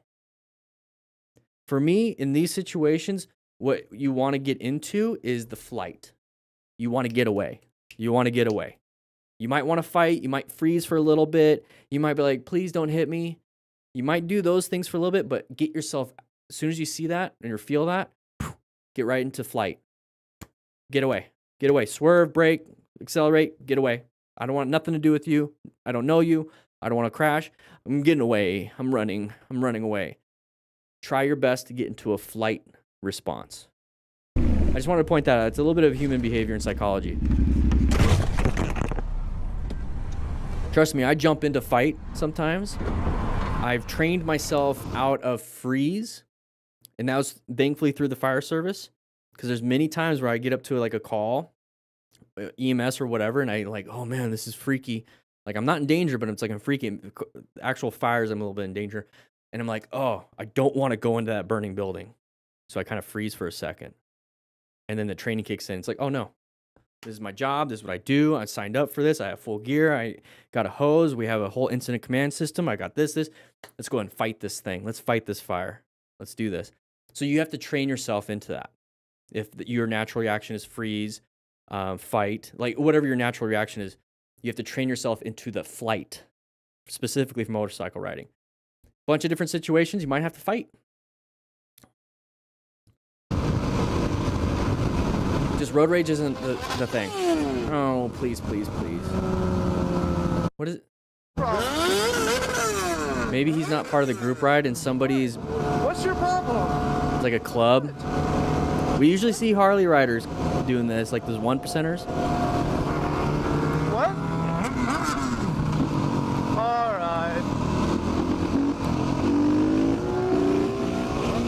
Oh, jeez. It might be like a private club, but still. That's dangerous for that guy on the with the passenger. See, that's the cool thing about having a dirt bike or a dual sport. It's like, screw this, I can just go off road. You can't. You can do what? So he's going into fight. He's going into fight. But a lot of motorcycle clubs kind of do this stuff. Usually you see it with 1%er like Harley riders. I think that was the case. All right, we're moving on though. Deer, oh little baby, little Bambi. Hey, juked him a little bit. Good job.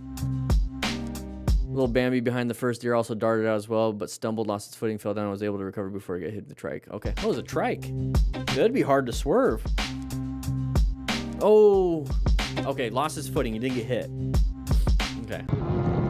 Hey, we're on a track. We're on a track. Love to see it. This is where you practice your fast speed maneuvers, your high speed maneuvers. This can happen, you know, but if you notice when we go back here, look at the runoff. It's not a cliff. Now, if you want to practice your slow speed maneuvers, we do have the Smart Rider motorcycle training drills. There is a digital version only. Here's the booklet version. There's a booklet version with cones, 10 cones, 5 tennis balls cut in half. You can just do that. But each one of these comes with a digital version. Now, what is this? It's a bunch of drills. It's a bunch of motorcycle drills, 24 drills in a parking lot. You set up the cones once. There's a QR code right there, so you can scan that. I show you how to actually set it up. And then you never have to move the cones again, and you got 24 different drills from beginner, moderate, hard, and then all the way to expert mode right there. And each one has a QR code right here on each page. So I actually do it. So if you want to try to beat my time too, because I have my times set up right there. So try to beat my time, but it's going to help you with your U-turns, figure eights, slow speed maneuvers, right? That's typically what we do out on the road. Now, if you want to practice your high speed maneuvers, the track is an amazing place to practice. Yes, it's a little bit higher risk, a little bit more damage. With this one, the worst that's going to possibly happen is you drop your bike at 10 miles an hour, slow speed. But practice, practice, practice, practice. If you are looking to get your endorsement or practice for like the U-turns type stuff, if you can do the easies, you're good to go for your endorsement test, quite honestly. But let's keep watching this. Oh, there's the crash. Not fun. What else is going on out there? What else? I mean, that's in Naked Rider Joe. Think about it. That we've gone that way. Okay. Road surface hazard. Oh, a little bit of gravel. That wasn't good. Damn. What was that? Some sand is what that was? Yep. So we got some high speed stuff here. That's going to be fun to watch. But this is something that happens quite a bit when we're out riding. So we're just cruising. We're just chilling. I want you to take a look at the road. See how it's all gray? Just gray, right? You got a little bit of a line right here, but it's gray. Just gray. Okay? When you think about it. So you're riding. It's gray. Okay, we got paint. Okay, we got a little bit of paint. That we've gone that way. Okay, we got some road under repair right here. Oh, a different change. Maybe a little bump right there. A little bit of an oil spot. Not a big deal, though. But you see how it's just gray, gray, gray, gray, gray, gray. And so then you see that little patch right there. What?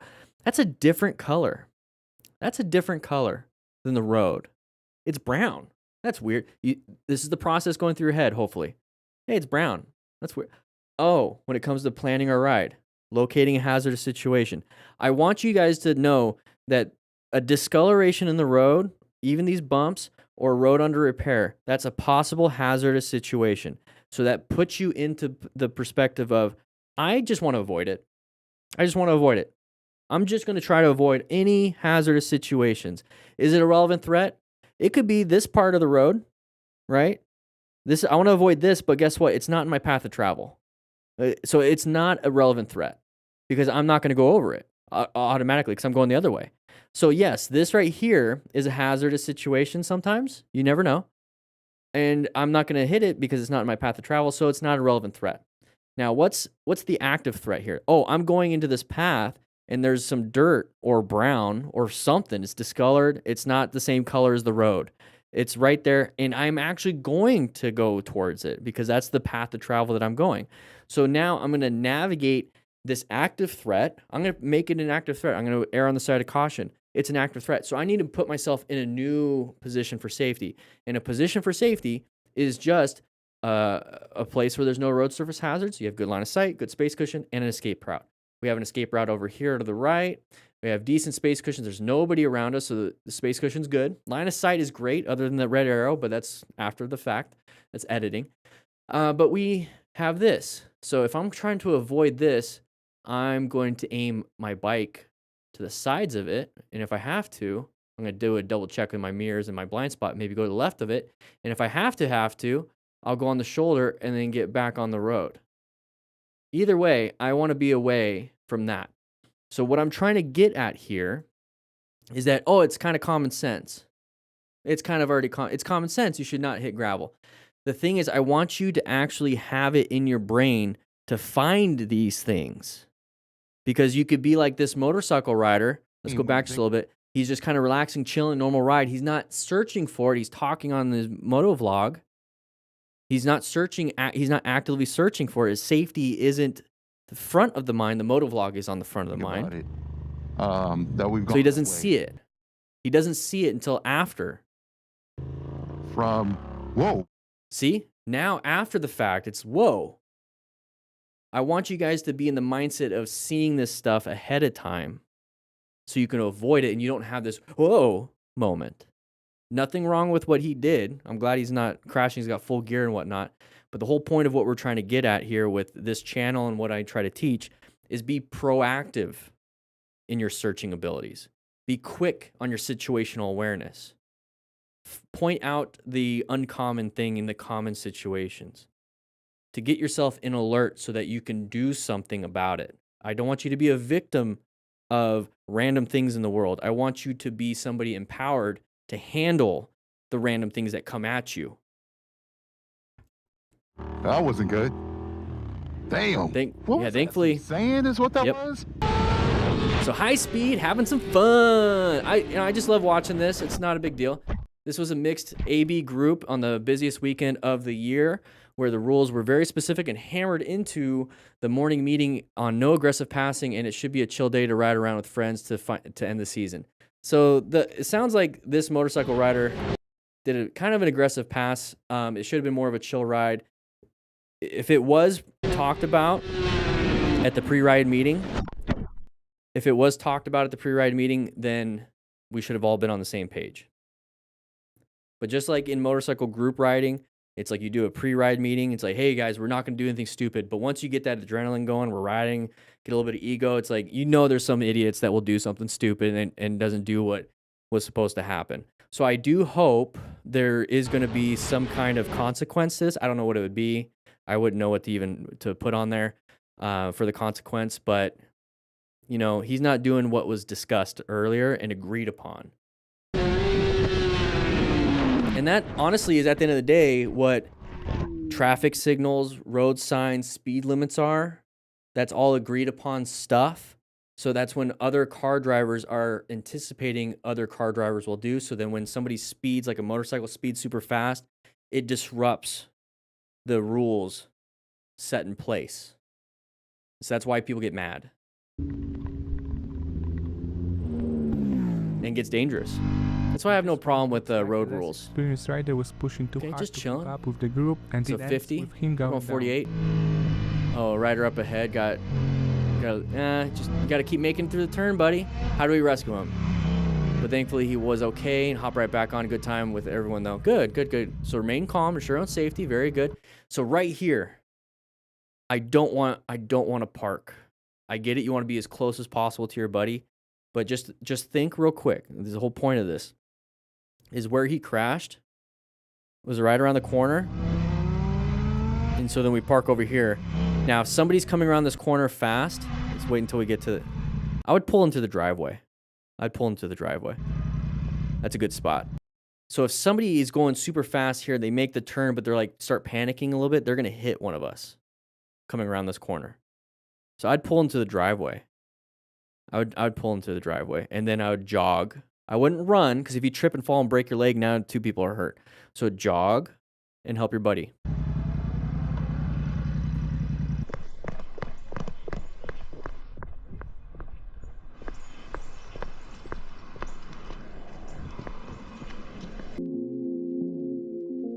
So help your buddy. We use the rescue card here, but we have a Tremoto pack here. Okay, I'm not going to talk too much about it. It's in the store, so link in the description. It's in the store. It's packed full of stuff. You can actually customize it when you go to the store. You can actually pick stuff, but it has tourniquets, has triangular bandages, it has a CPR mask. It has just so much stuff. You'll see it on the store, but having one of these is super important. So the Tremoto, there you go, Tremoto pack. Love this thing. So thank you, Ethan, for giving me one when we went to MSU to teach a rescue seminar. But that's why you guys need some of these things, just in case he has a lacerated leg. You can cinch down on a tourniquet if it's bleeding out pretty bad. I was just driving down a mountain road.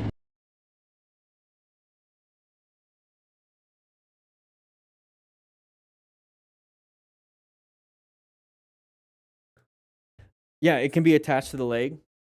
So that it has, I told myself I wouldn't promote too much stuff today. We already did Cardo and the booklets, but yeah, it has molly webbing. So you can put a belt. You can put a belt through it, and then when you're riding, attach it to that. You can attach a lot of stuff. And he says he's getting new packs, like a very like customizable pack. But this one, I saw him. He had I think it was like a gun belt almost. It was a very stiff belt, and he had it around. It's pretty cool. I needed to do something on. I think that's the pro pack. He gave me like all of it. Because you should not be using your phone on Alright. a motorcycle. I like my I rock came in to form. pull over, didn't even realize that where I was parking had dirt on it. Came over, stopped. It looks like it's hit the dirt, brakes. When you hit the but good brakes after on action. dirt, your tires lock and you're done for. Worst of all, as you can see here, the bike was stuck on top of me, on top of my foot specifically. Luckily, nothing was broken, but still pretty painful. Good after action review. Tora Lover, go ahead and grab a slice of pizza, dude. Thank you for the after action. I don't need to add much to that. Yeah, once you get on gravel, you apply the front brake, possibly dump it. But still pretty painful.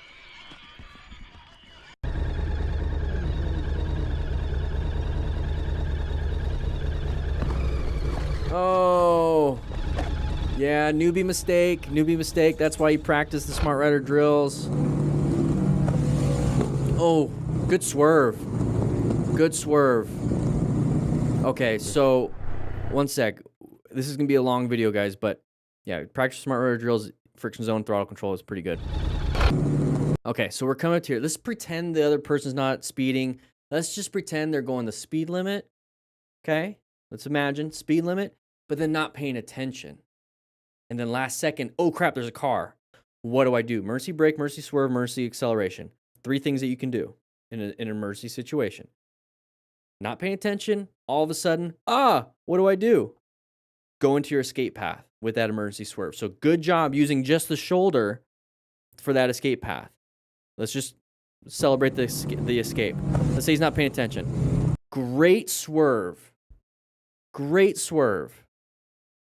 That was really good. And then once we get through here, we swerved back. Now, I would have slowed down and not lane split, but that was good. Oh, whoa. Oh, good swerve. So line of sight issue, open lane pattern for us. We don't want to be stuck behind this van, so we're going to move into the open lane, right? Oh, crap. There's no way to swerve back. We can maybe try to sneak in and be super close to here, but we're probably going to hit our left handlebar. Oh, we found a gap, but we can't accelerate hard into that gap because we're going to run into the back of that taxi looking thing. Good job. It should let you know you should not do that again.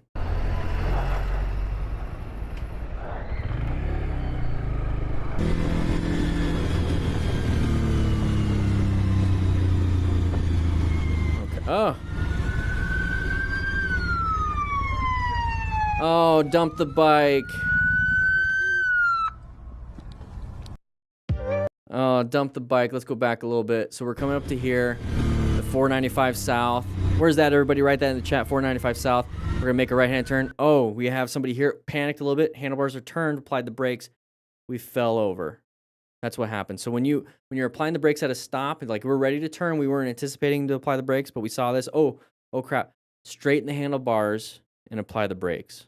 Okay, so what happened? Handlebars are turned, applied the brakes, and the weight transferred to the right side, and we dumped the bike.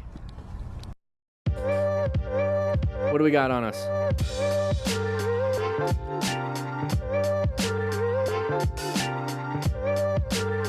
Yeah, that's not good.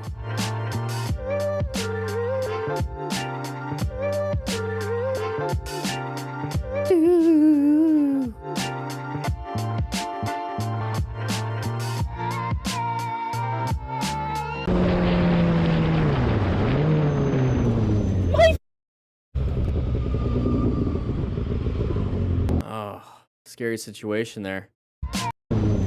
Side of the pedestrian. See you later, Hog Rider. Side of the pedestrian. Good job handling it. A little bit of a whoop, a little panic. Okay, we're coming up. Intersection. Okay, green doesn't always mean go. It just means there's an opportunity to go. But I would want to get out of there. There's a lot of pedestrians kind of like walking around. What are we doing here? Okay, green. Okay, slow it down. Now go. Gore area, not a good spot to be riding in. Lots of road debris.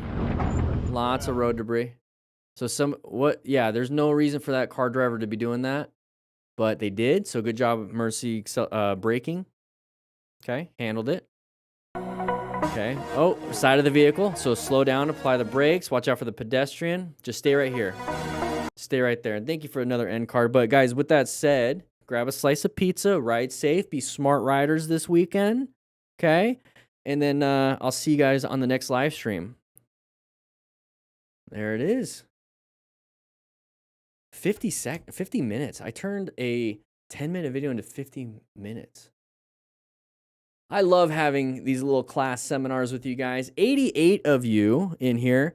If you just now joined, write in the chat what you guys did this weekend. I did an MSU. I was at Michigan State University holding a little seminar. So for those of you that are just now kind of joining in a little bit, let's go ahead and get that picture up.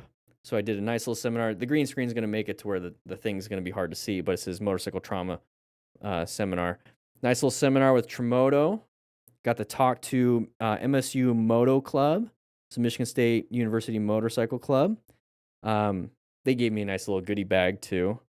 Nice little goodie bag. A little beer koozie. Nice little shirt. I love that. So, but we had a great seminar class. Had a bunch of people. Great interaction. This was right at the beginning when people were coming in. Really big. I loved it. So, big shout out to MSU Moto Club. Big classroom, a lot of fun. We talked about how to rescue somebody after a motorcycle crash. So really good presentation, able to now apply that to the Smart Rider training manual. That's going to be part of Module 3 in the training manual, how to rescue somebody. Module 1 is completed, and so I can't wait to share that with all of you. It's basically how to ride a motorcycle in your neighborhood. From not knowing anything to actually riding around in the neighborhood. Sat at home on my ass, yeah.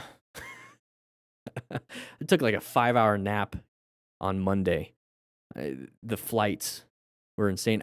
The way it works, because I live in Tucson, Arizona, and Michigan is like kind of like the very west side of Eastern Standard Time. So it was a 3-hour time difference.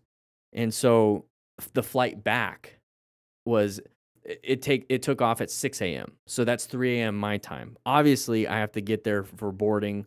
So now it's 2:30 a.m. my time. But then I had to get there and drop the rental car off. So I got there. I basically I woke up at 12:30 a.m. my time to get on a flight. And I didn't get back home until 12:30 p.m. my time. So it was a 12-hour day. 12-hour day of flying, a 3.5-hour layover in O'Hare Airport. It's freaking sucked. But yeah, I slept. I basically just slept on Monday. But yeah, taught some friends how to ride a bike and start learning Spanish again. Oh, very nice. I missed the stream till now. Dan's great at inconsistent. I'm sorry, Horovac. Horovac, we got a slice of pizza for you. Yeah, normally on Tuesdays, but I was just exhausted. I took yesterday off and just kind of relaxed a little bit. Monday, I slept pretty much half the day, doing some errands and whatnot. But yesterday, I took a nice little sleep because of the MSU stuff. You cleaned and lubed your chain on your bike and washed it as well. Nice, Mitty. Got to meet you. Hey, Soups. There's a goofy self in the front row. Which one are you? Which one are you? Everyone has different names. Which one are you?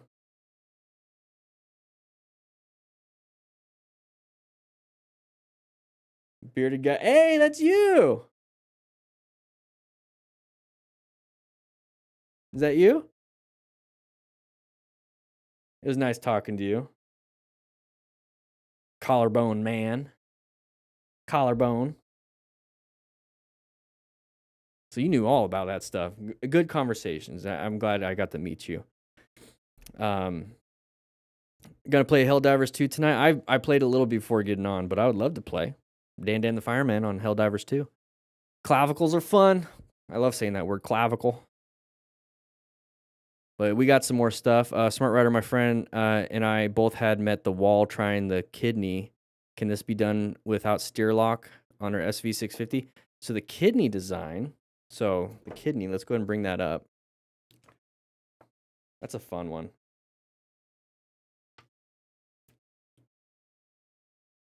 That one's hard. That's one of the harder ones. So you don't have to make it. So one of the things, this is one thing that this one teaches you, is this first part's easy, right? I'm sure you did that first part. That's easy. And then once you get into here, it gets a little bit hard, right? Once you do the straight line weave, and then same thing here. When you get in the straight line weave, it gets a little bit hard. What this teaches you is that you need to set up for that first cone. So instead of like getting it super close to that first cone like the design is the design because I can't show you exactly all the craziness and how to go wide with the design. But on this one, you might have to go a little bit wider. Go a little bit wider to set yourself up. Now, if you go wide, it's going to be hard to come back in. So you set yourself up wide on that first one and then try to cut it close and do the straight line weave. So go wide on that first one. It's perfectly fine. That's why I didn't make a design to where you have to stay within boundaries, because I want you guys to practice the wide part. And then the video, we have time. We have time. Let's go here. We have time. I know I'm big on the screen. I don't want to do that. I look weird. Let's go, because you can scan the QR code. We're going to go to the playlist. We're going to go to the kidney.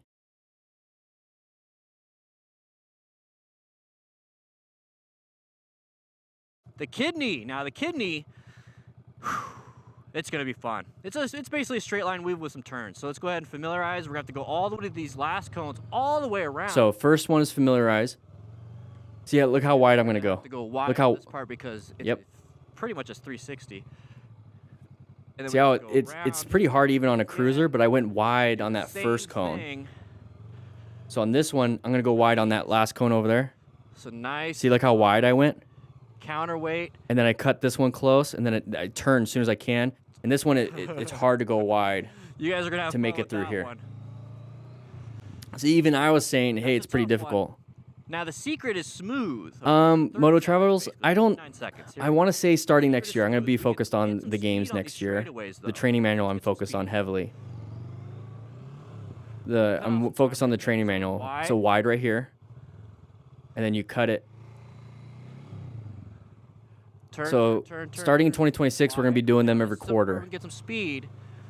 And then wide. Okay. Wide. Because that first cone is going to be the hardest one. If you don't do it wide, you're going to go wide before the second cone. As quick as possible. And I'll explain why I designed this one specifically like this. See if we can get to 22. All right, same thing. So now the 360 Now for version of time. it. So I'm going to go wide, So counterweight. which makes it so I can take the second one Turn those sharp. handlebars If I go quick. sharp on the first one, I go wide on the second and That's the third, and I secret, is miss. Turning those handlebars quick. You got to turn them. That means you got to shift your body weight. So quick. wide, and then sharp. Oh, I didn't turn the handlebars that quick. It's still hard. Late. Yeah, that's the problem.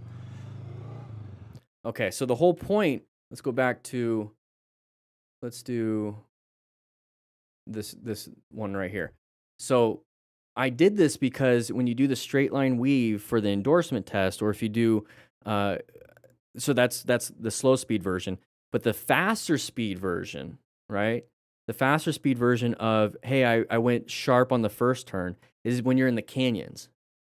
Okay, so it's like you go sharp on the first turn, but then it doesn't set you up for the second one. Then you go wider on the second one, and the third one you go wide and go off road. So the whole point of this is, hey, judge yourself on the first one, set yourself up for the next one, so you can do a little bit sharper. So go wide on this first one until you're like, oh, this is feasible. That's why I designed it this way, because when you're doing the straight line weave, let's say there's a cone right here. Oh, that's terrible. We're going to do this in the Smart Rider training manual. There's a cone right there, and there's a cone right there, and a cone right there. So if you go sharp, and then you go, oh crap, I'm going a little wide, and then boom, you hit this cone. That's usually what happens when people go nuts. Or if you go super wide, and then you go, oh, super wide, and then you completely miss this cone. So that's the same thing when you're out in the mountains or you're out in the canyons or whatever, you're doing like a bunch of these weaves. If you don't set yourself up on the first one, you're going to have to make up on the second and third and fourth one. So speed is a really big, important factor when it comes to doing a lot of these things on the road and then in the parking lot. This right here in the parking lot is that lower risk while building that skill of I need to have the appropriate speed and appropriate line. That's the whole point of slow speed stuff, is that you're practicing in a lower risk environment. That's why I say when you go to a track, you can practice it at a higher risk, but a higher speed. But you only want to really go there with training. So like you have a one-on-one training or like a coach day. And then for racing, it's all on you. It's all on you. So here, you can go the appropriate. That's all about finding what the appropriate is. So you might have to slow down here a little bit. You can maintain friction zone throttle, slow it down a little bit here. You see how like there's entry, exit, entry, like entry, apex, exit. Same thing with the slow speed stuff. And that's the whole point of the kidney. And I designed every single one of these to have some kind of function when it comes to training. So the very beginning one is the balloon. So it's just simple turn, right? Well, now the glide, it's a simple turn. Oh, sharper turn. It's a double turn. So this is a left-handed turn, right-handed turn. You see how now you're practicing both? Now this one is another beginner. It's a sharper turn, left-handed, and then left-handed turns, U-turn. You're practicing a wide U-turn, a sharper U-turn, a really sharp U-turn. So it constantly gets progressively harder. So now we have the bootlace, so it's a figure 8, but wide. Now we have the jellyfish, figure 8, a little bit narrow. This is for cornering. This is to practice the sharp turn, a U-turn, and a wide U-turn. So you're practicing like 3 or 4 U-turns per design. And this one's kind of like a straight line weave, but a little bit different. So you're going to do a sharp U-turn. So left-handed U-turn, right-handed U-turn, left-handed U-turn, but it's sharper. Same thing here. Sharp U-turn, wide U-turn, but you have to cut it. You can't go all the way around. You have to cut it. So you're practicing a swerve basically right here. So you're practicing your swerves. This one's just fun. It's going to be awkward, but it's going to test all those skills that you learned up to this point, and then boom, we're in the kidney. And so now you're really having to adjust your speed and your turning and how fast you can go, how slow you can go. And so there's a lot of balance involved, a lot of handlebar turning quickly, a lot of that involved. Because imagine if you're in a parking lot and you're having to navigate a bunch of crazy cars. Same triple threat, honestly, the kidney is harder than the triple threat. Triple threat looks crazy, but it's a lot of fun. This one, same thing. It's gonna be a lot of turns, same thing. This one is actually a lot easier than a lot of them, but you can mess it up because you're gonna get dizzy. That's why it's called the dizzy bike. Crisscross is a lot of fun. The Octothorpe. My favorite, this one's extremely hard. The hot air balloon. It's basically doing figure eights around cones. My favorite one is the roller coaster, and I kept it for last. That one's fun. You speed up, do a quick little, was it 540? And then you have to come around, go wide. I don't know. It's a lot of fun. Check it out. But yeah, definitely go wider on the kidney on that first turn. So then you can go here, and then you can kind of cut this. You're going around. Go wide. And then exit out. Yeah. Great question. All right, here we go. Get yourself set. Yeah, exactly. Danception. All right, later, Moto Gaga. Yeah, the parking lot's fun. Yeah, just the first one, the first video. You can. The cool thing about YouTube live stream is you can DVR it back if you really want to. But we're about to start the second one. About to start the second video. So this video came out 11 days ago. 11 days ago. So here we go. Before my throat gets too dry, we got to get going. 3, a 2, a 1. All right, everybody, we have a Moto Stars video. We got some crashes and close calls. Let's go and take a look. Hey everyone, this Hey, everyone. he was going way too fast on his brand new One bike. second. Okay, we got HD. It's just the Focus on camera. left Crest of the hill. road Instead of looking ahead. A little scary. He wasn't hurt. It's like a vertical Did his turn. Job and the bike only Blind turn, blind turn, blind turn, blind turn. Oh, panicked. Oh. Panicked a little bit. You heard it and you saw it. So we're going to talk a little bit about that. So the whole point of what we're doing here on these videos is to utilize the plan method. We're doing motorcycle road strategy. We're trying to figure out what happened, how it happened, so that we don't make the same mistakes. So I want to point out real quick, this is a crest of the hill. Okay? You can't see over the hill. Now we have a line of sight issue here. So line of sight, what's over there? Is it going to turn? Is there a car? Is there a bunch of road debris? So when I go over crests of the hill like this, I make sure that I slow it down just a little bit until I get over and I can see, and then I can go ahead and speed up when I know which direction I'm going. So right here, I'm just kind of holding the throttle. Then the road itself is going to slow me down a little bit. Maybe I can roll the throttle a little bit. I don't need to apply the brakes, but I could just maybe roll the throttle, let the momentum take me up the top. The lines in the road Now I can see. Hey, it's straight. Cool. Now I can give it a little bit of throttle, get back up to speed. instead of looking ahead. Luckily, So now we're getting up to here. He did its job and the bike Where's the road going? It's another kind of crest of the hill, right?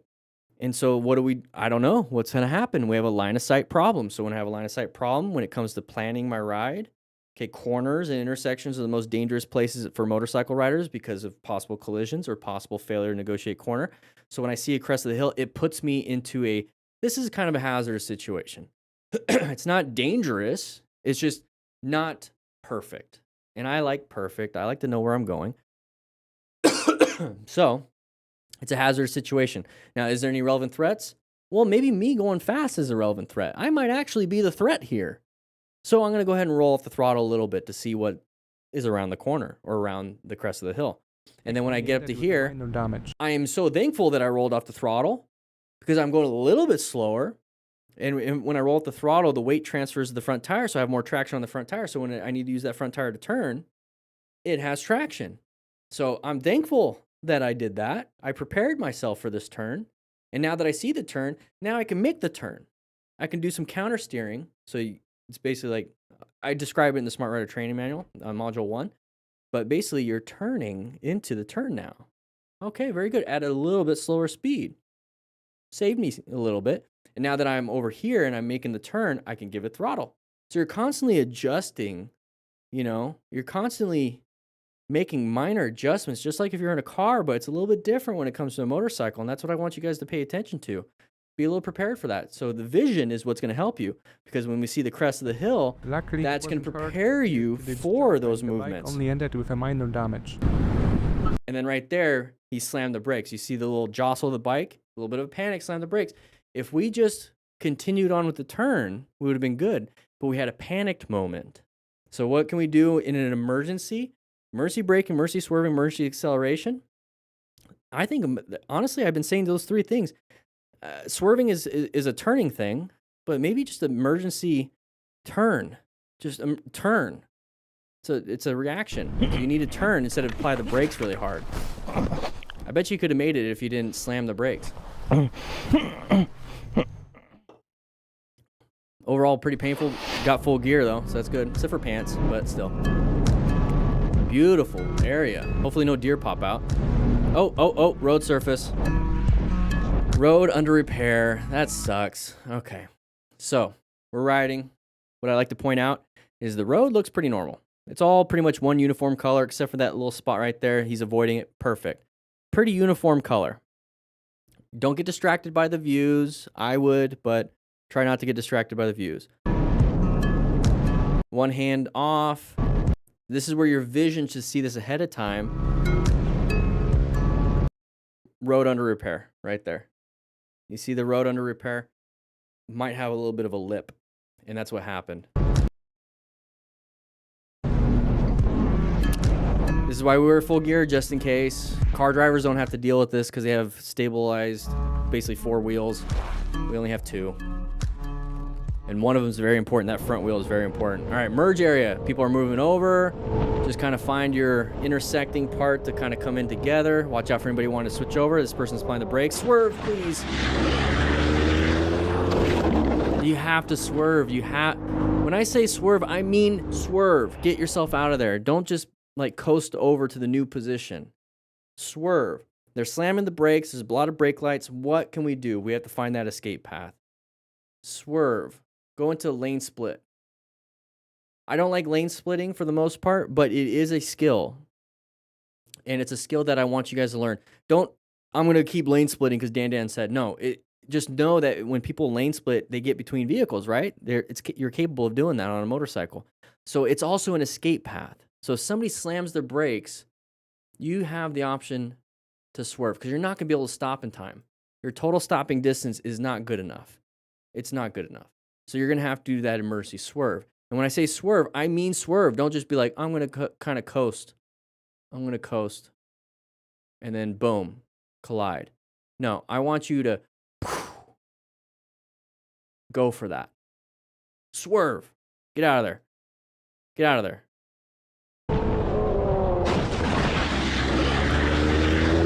Yeah.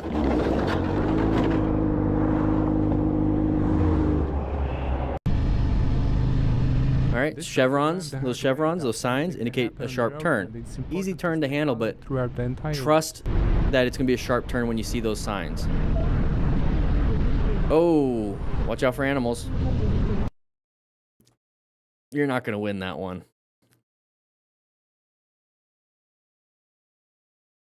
You're not going to win that one. Oh, damn, that sucks. Probably broke some ribs on that animal. All right, on that cow. All right, so you see this. Apply the brakes. Do your best to apply the brakes. They're going to run across. Hopefully they keep running, and then you avoid it. If you can, swerve left. But animals are unpredictable. This is a terrible situation. This is why we wear full gear, just in case.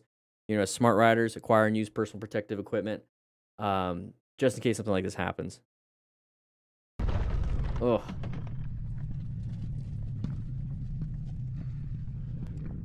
Beautiful area, though. Is he not getting up? Hopefully he's getting up. Is that a Kawasaki?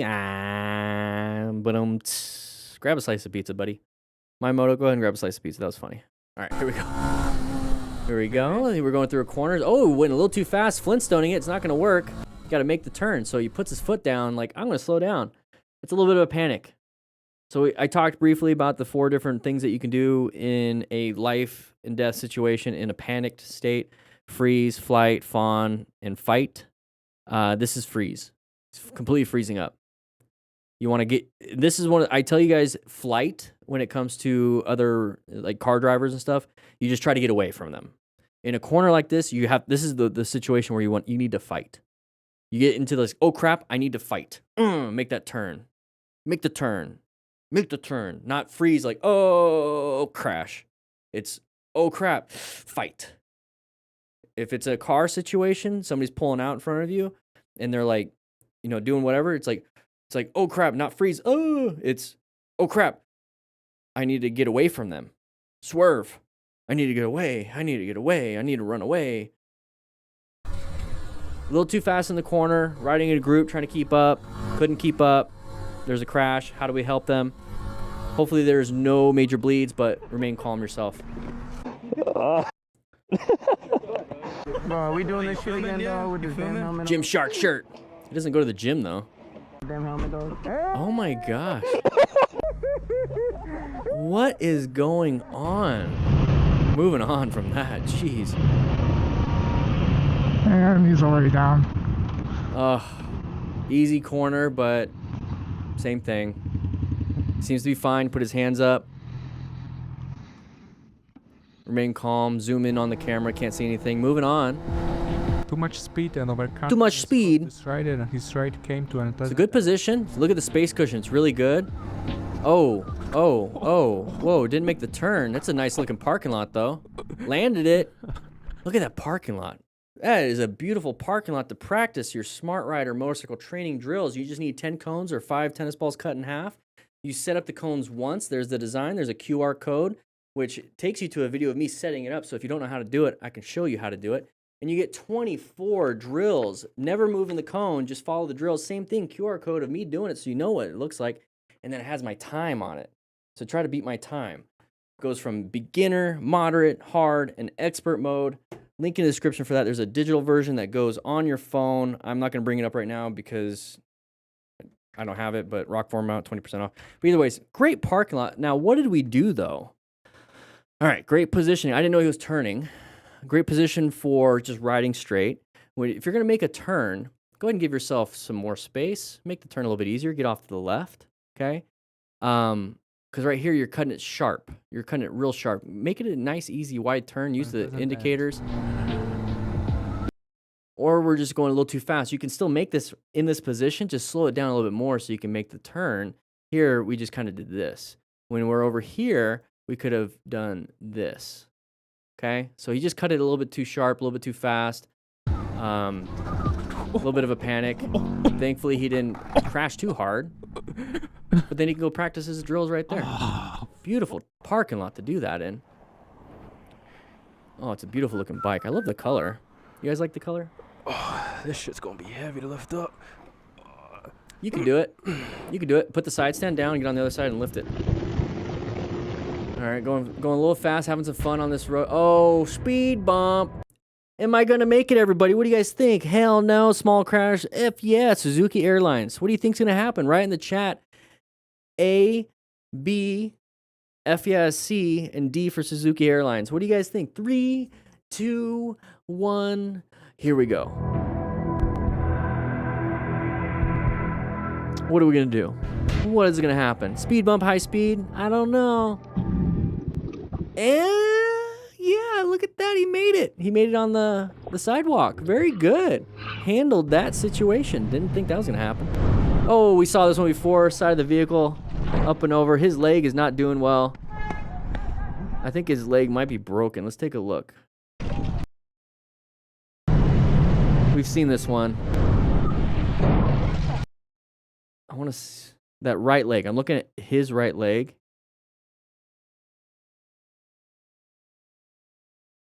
Look at that ankle. Look at the ankle.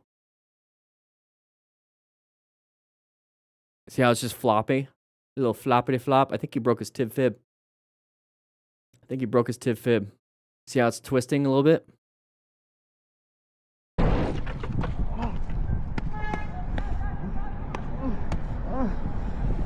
That's a lot of pain. See, look at his leg though too. Like where his knee is. There's something going on. I think I talked about this earlier. Look at his, there's something going on there. That looks like a deformity. It looks like a deformity. And he's guarding his groin area, so there might be a hip fracture. Don't look up traumatic open book fracture with Google safe search off. Don't do that. Traumatic open book fracture. Don't Google that. All right, around a blind corner. What's around this corner? We don't know. Oh, dumb truck. Good swerve mid-turn. Or degloving, yeah. We showed some of those photos at MSU. Woo-wee. In this whole Oh, situation, fight or flight, went over freeze or time, fawn. He's pissed. more risk to others. There's a little bit of a fight. His exit. A little bit of a fight.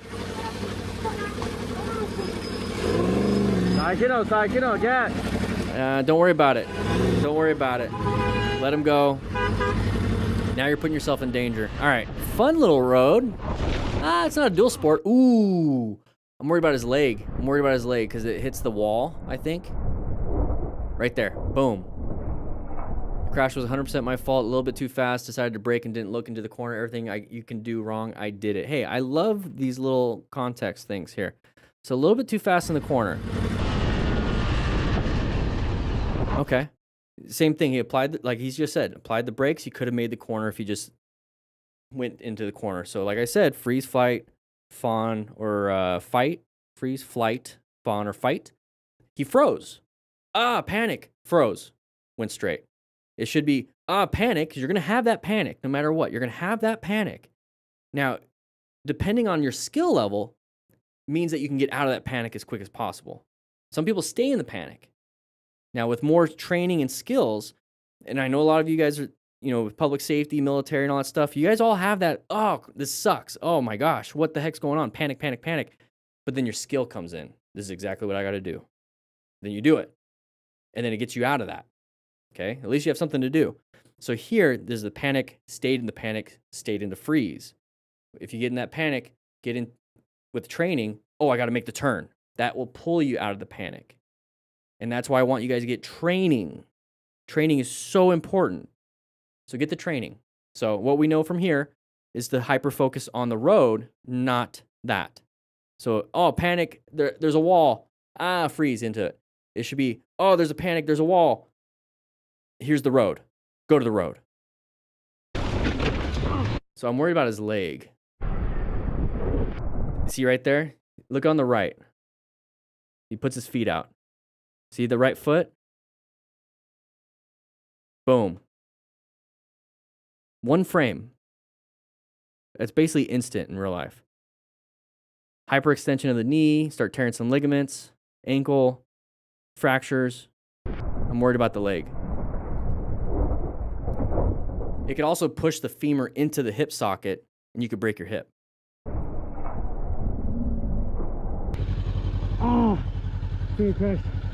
So he's talking on his Cardo Pack Talk Edge. Link in the description for 10% off. Go with the buddy. Talk to each other. Ooh, lane splitting on a... Ooh, Yeah, you hit your mirror, dude. He hit his mirror. Yoink. How close was that? High risk? I don't think it's really worth it, especially with no gear. Yeah. All right, here we go. Open lane pattern, we switched over, so did they. Good job applying the brakes, letting them in. Good job on that. A little scary, but good job. The music, I can't have it copyrighted, so I'm going to talk over it. There we go. Didn't we have a nice time? Nice little slow speed around the corner.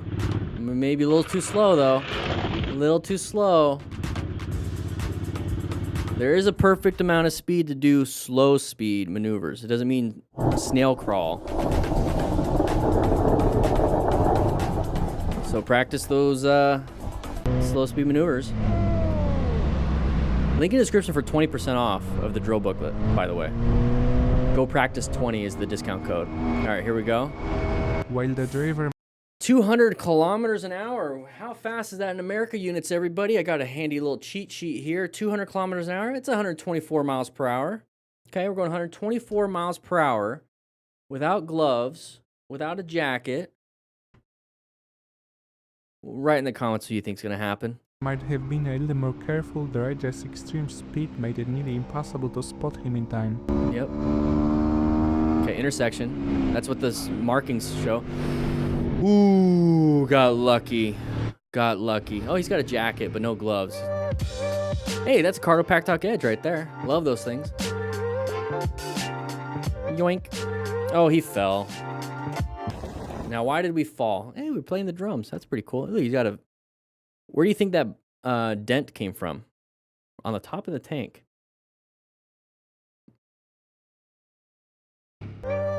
All right, so what do? Right hand? Let's get out of the way. Let's see if the right hand grabs.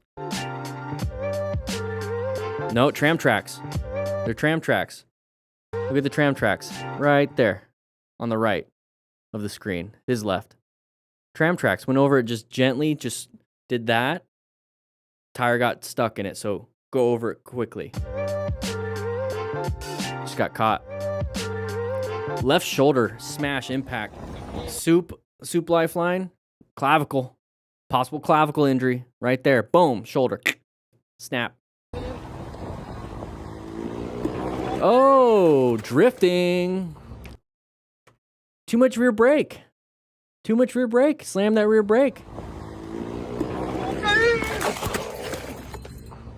I think it's a scooter. So when he pulled that left handlebar or the left lever on the left, if it's a scooter, that might be the rear brake, and on the right hand is the front brake. This might be an automatic scooter bike because as soon as he starts grabbing that and pulling it hard, that's when it happens. So rear brake, rear tire slid out from underneath him. How do we solve that, everybody? Utilize the front brake a little bit more. Do progressive braking instead. So squeeze a little bit, squeeze more. Front brake. Rear brake is great and all for slow speed maneuvers and stability, but when you're going at speed and you just only use rear brake, that rear tire is going to lock up. Because the weight transfers to the front, so the rear tire has like no traction, basically. Here we go. Nice little swerve around. Open lane pattern. Watch out. Not a big deal. Those clips that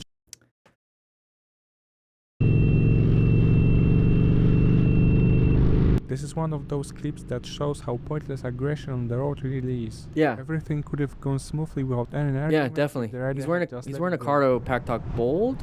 It's an older model. That's fine. Is that an Icon helmet?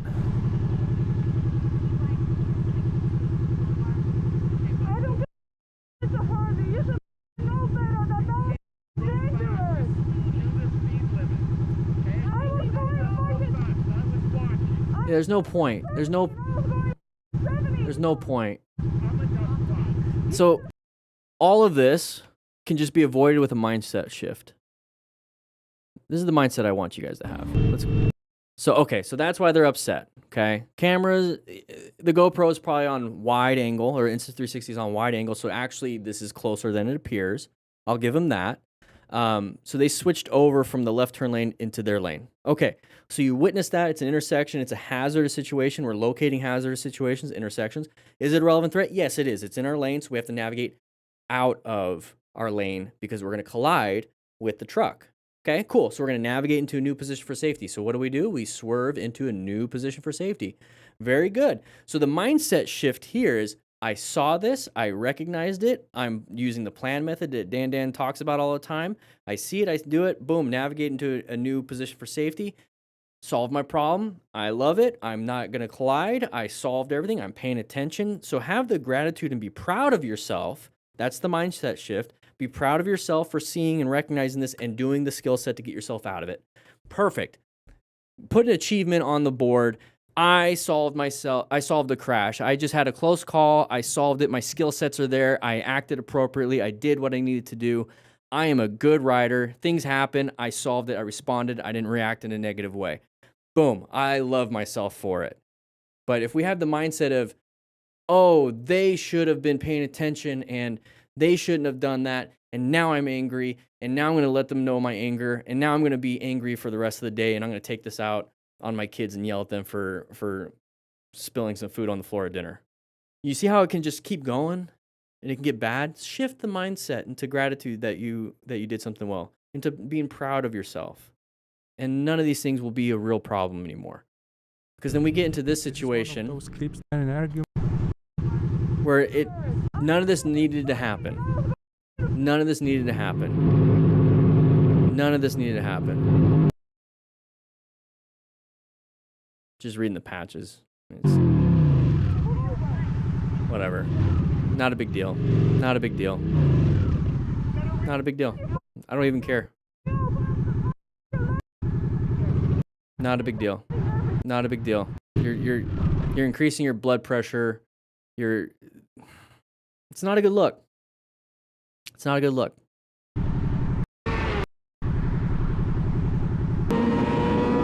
an angry person. All right. Having some fun on the track. Okay. Look at all the runoff, just in case we low side. Like that. Typically low siding. Thunderhill East, a group session with Fun Track Days. Had some good laps today until I didn't. Now to fix the bike and get back out soon. 2007 ZX6R. Great. Love the mentality. You know, you're out there practicing your high-speed stuff. You can practice your slow-speed stuff here. But if you want to practice your high-speed stuff, take it to a track. Look, we're on dry grass and some gravel and rock. But look, we're not off on a cliff. Thunderhill East. Anybody ever ride Thunderhill East? Write in the comments if you've been to Thunderhill East track. All right, here we go. So intersection, because you see the left turners. Anybody gonna pull out? There it is. Good job applying the brakes. And when it was safe to do so, I don't say use the horn, but if you slow down ahead of time and now you're in a safe moment, now you can audibly let them know, hey, dummy dumb, pay attention, but then move on. Don't punch mirrors and stuff. So we come up to here. Started applying the brakes. We see side of the vehicle. Very good. It's a left turner. Very dangerous for motorcycle riders. So we located the hazardous situation. We assess if it's a relevant threat. We're navigating with progressive emergency braking. And now that we know that we're going to make it because they're out of our lane, we can swerve a little bit or move a little bit to the left. Not a big deal. Now we can honk the horn. Okay, fine. You do that. I don't want to do that. I don't care. I just want to get on with my day. But perfectly fine. Okay, let's not do... Okay, sure. It's up to you guys. Move on, though. Don't let it ruin your day. This looks like California. Oh, yeah. So lane splitting is legal in California, so he's going to do some slow speed maneuvers. This is where the drills will help you out. You can practice your slow speed stuff. Ooh.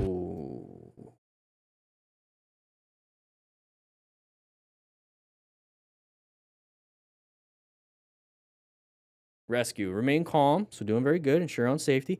It's up to you if you want to help out the guy on the right. You see the guy on the right? Right there. On the ground. So when it comes to an emergency scene like this, okay, boom, crashed, right? We crashed. Maybe he was originally right here. He got off the ground, moved over here, laid down. So when it came to rescuing yourself, ensuring your own safety, right? That's the big one. Ensure your own safety. So we were originally, let's say, right here on the ground. We ensured our own safety and moved over to the right. So rescued themselves, remain calm, be a little bit aware. It's going to be hard to do that when you have a concussion, you know, but hopefully you can do that. For us, same thing. So, but when we come up to this, let's say we want to help, right? There's multiple things we can just pull from this image, and you're going to do this quickly. Hopefully you can do it quickly. I could do it quickly just because I have 11 years as a firefighter EMT, and I've seen thousands of these just from this, hundreds and hundreds of them when I was actually working it. Lots of stuff. He's not standing up. That's not good. Laying down, hope maybe he's fine. We don't know. Standing up, you'll know more. If he's standing up, it means his blood pressure's good. He's breathing. His heart is working at least. Because if he's unconscious and bleeding out, he's going to be on the ground. So on the ground, it's like it could be multiple things. He could have lacerations. He could have a concussion. Could have an airway problem. Basically, you're going to have to come up to that person and actually talk and see if they can talk back. When it comes to the actual accident, I don't see a ton of damage to the car, the white car. The motorcycle doesn't seem to be demolished. So when we talk about mechanism of injury, if I saw that the vehicle is completely demolished and the bike was completely demolished and there's just like pieces of vehicle on the ground, it's a very high mechanism. If this right here, it seems about low and moderate mechanism because it still can be painful, it still can be bad. And so I get all this information. Now I'm going to pull off to the side of the road, ensure my own safety. And then when I get up to the person, I'm going to start talking to them. If they say anything back, hey, airways open, breathing. It means the heart's working too. Good things. Now I want to double check if there's any major bleeds. So I'm going to tell them, hey, my name is Daniel. I used to be a firefighter EMT, but I have a trauma kit here. Got my Tremoto kit right here. Links in the description. Go to the store. You can go to the store, motorcycletrainingconcepts.com. You can grab one there. You can customize it. Anyways, we come up to here. It's like, hey, can I double check your body? You know, I have some training here. So what I'm doing is I'm actually grabbing and moving, like, you know how like at TSA when they frisk you? It's kind of the same thing. You're doing that with the legs. Now we have gloves on. You're like, oh, there's blood when you go down the right leg. Well, now you're going to check for the right leg. You're going to check the arms. You're going to check everything. And if there's no bleeding, hey, good to go. Hey, you doing fine? Anybody call 911? No? Okay, well, I go ahead and call 911. I need you to call 911, or you call 911 yourself. You can keep your helmet on. You can dial 911, talk to them on your Cardo, so you never have to, you'll be hands-free basically at that point. And then you can assist until EMS shows up or the ambulance shows up. Or you can talk to them and be like, hey, you seem to be fine. Everything good? You already called 911? Yeah?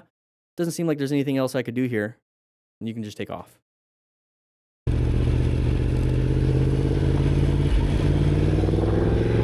Or you can just drive off. So for me, if I don't see this has to be part of the fires in California. Look at that. That sucks.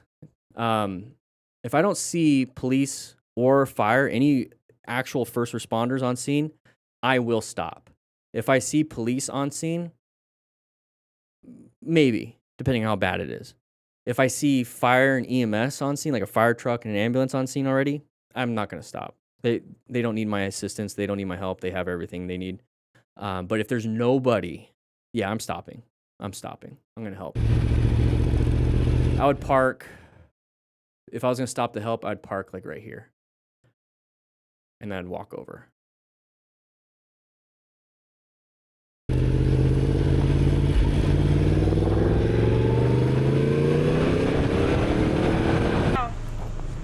Oh, do we have a crash right here?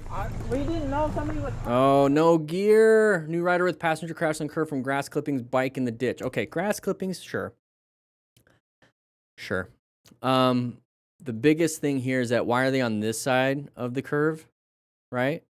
It's because they're coming around this corner. And she obviously didn't get up yet. So this is where she landed. So yeah, grass clippings and whatnot. Okay, sure. Road surface hazard. But how do we navigate these road surface hazards pretty comfortably? We don't speed around this sharp turn. And it's a sharp turn because you have an indicator sign right here saying it's a sharp turn to the right. So there's probably an indicator sign way up here that it's doing this. And so it's up here. And so that should give you an indication, hey, I should probably take this turn a little bit easier. You know what I mean? Sure, we can blame the grass clippings, but I'm always going to blame the rider because that means you can improve. I can't improve the ground with grass clippings. I can improve my skill set if I blame myself, or at least put the responsibility. I don't want to say blame, I guess. I want to put the responsibility back on the rider because that's how you learn. That's how you grow. So road rash. Road rash, okay. Yeah. If you have a new rider, if you're a new rider, I get it. You want to put a passenger on, especially if it's your girlfriend, and you're just like, you want to like, be like, hey, yeah, we're gonna have a good time. I just got my license. Yeah, I barely got a helmet for me and barely have a helmet for you. If you have a passenger, you take full responsibility for the safety of that passenger. If you're driving in a car, you take full responsibility for the people in your car. So for me, if I'm taking full responsibility for the people on my motorcycle or in my car, I'm going to have them do exactly what I would do. So if I'm riding by myself, I'm full gear. So if I'm riding with a passenger, I make sure they have full gear. It's like, well, but Dan, they don't have full gear and they're just a friend. They don't have a motorcycle. Why would they have full gear? If I'm taking a passenger, I'm getting them full gear. Oh, but Dan, I can't afford full gear. If I have a passenger, I'm getting them full gear. The only passengers I will ever put on my motorcycle is an extreme loved one. So if I'm going to take a family member, if I'm going to take my girlfriend, right? That's basically the only people that I would put on my bike. Well, if it's my girlfriend and I want to start taking her out on the bike, I'm going to get her full gear. If I'm going to take a family member, I'm going to get them full gear. So it is an investment. So that means you're going to be taking it very seriously. Same thing in a car. I drive in the car. I make sure I drive well, but I always wear a seatbelt. Always. So if anybody's in my vehicle, I don't move the vehicle until they have their seatbelt on. And I'm sure my girlfriend doesn't like it sometimes, but like we'll take off from the parking lot and I'd be like, put your seatbelt on. Like I tell her, put your seatbelt on. Because I've been a part of I've been on accident scenes of accident scenes of accident scenes of accident scenes where people without a seatbelt, they get demolished. The ones with the seatbelt sometimes don't die. The ones without a seatbelt more than likely will, or severely injured. So you're taking full responsibility. So when I see this type of stuff, I don't like it. So get her gear. To me, it's like if you don't get them gear, you obviously don't care enough. There's the bike. You don't care enough about that person. Grass? Yes. Some road rash, yeah. Some level 2. I saw a little bit of fleshy flesh. So that's the nerve endings. That's why it's painful. Anything feel like it hurt? Anything feel like it broke? Okay. So right here, real quick. This is where the bike is down here. This is where she ended up. She's probably not moving. He's moving around, okay? If they're the ones that crashed going this way, this is road, this is traffic. This is where they went. If anybody's coming around this corner not paying attention, where's the most likely place they would crash?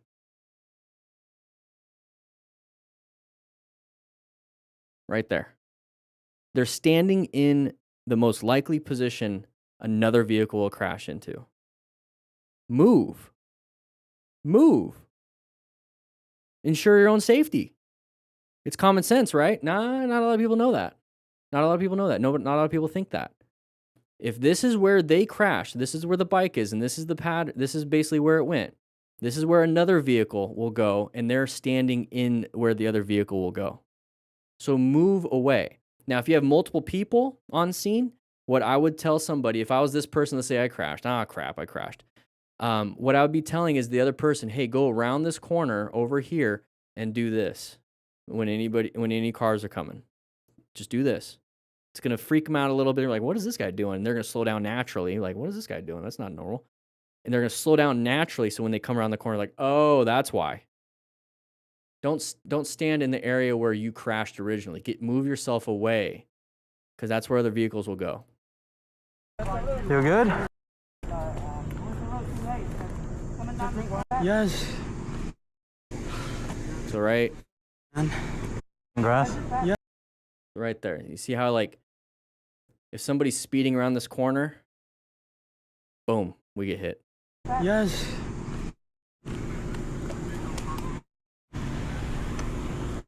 Just stay down. Just stay down. It hurt? Anything feel like it broke? We need a thumbnail.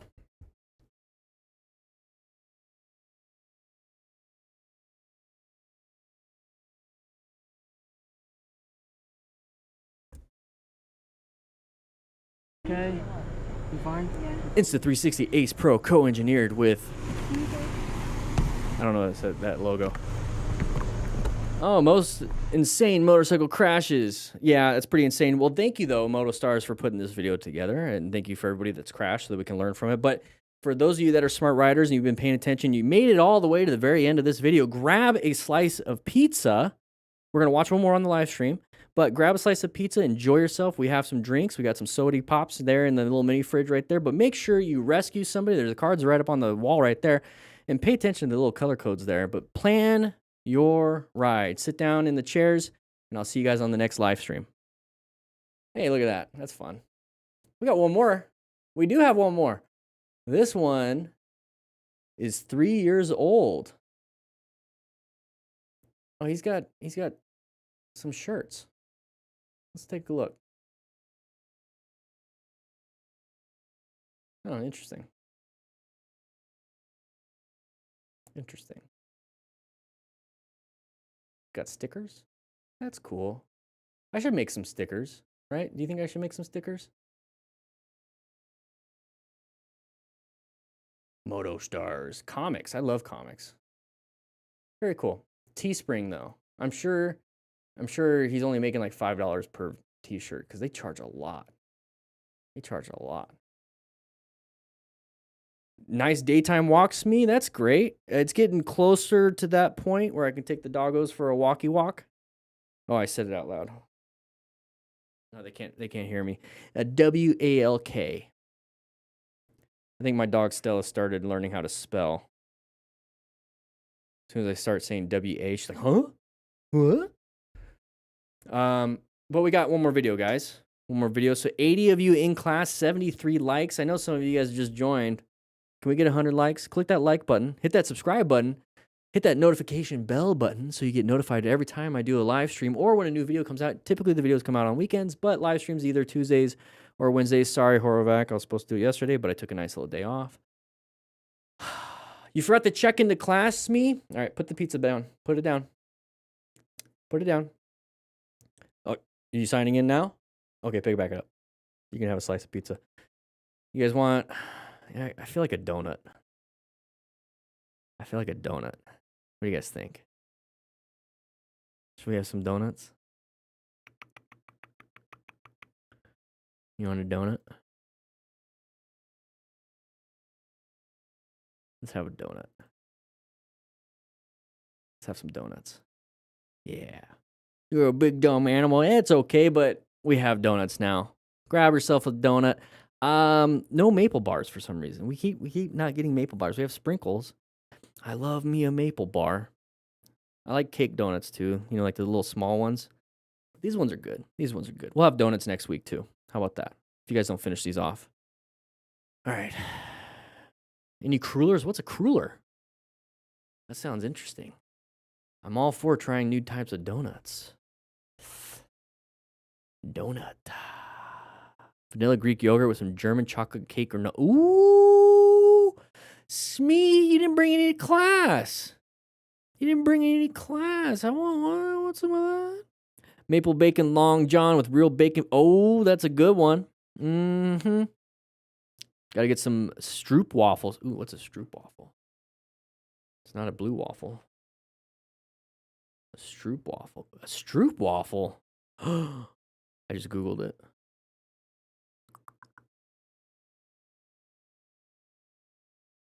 What the heck? Is that what that is? A Stroop waffle? Is that what that is? Am I learning something new? Can we get one of the rookies to make a Stroop waffle? Look at that. It's basically like a s'more.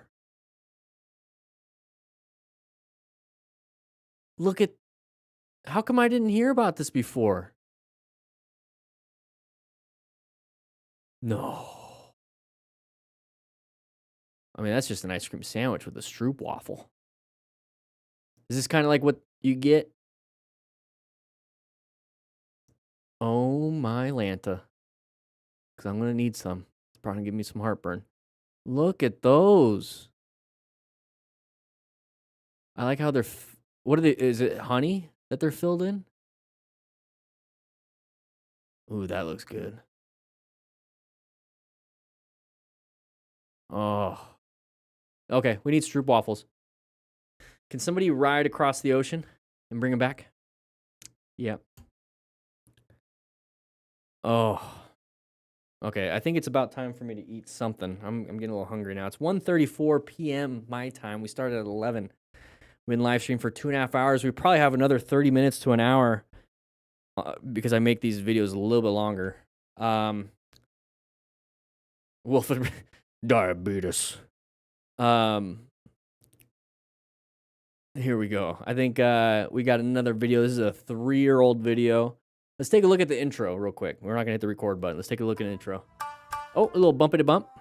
Okay, a little down and downs and a little bit of a curbage. Whoa, what the... That doesn't look normal. Oh, we've seen this one.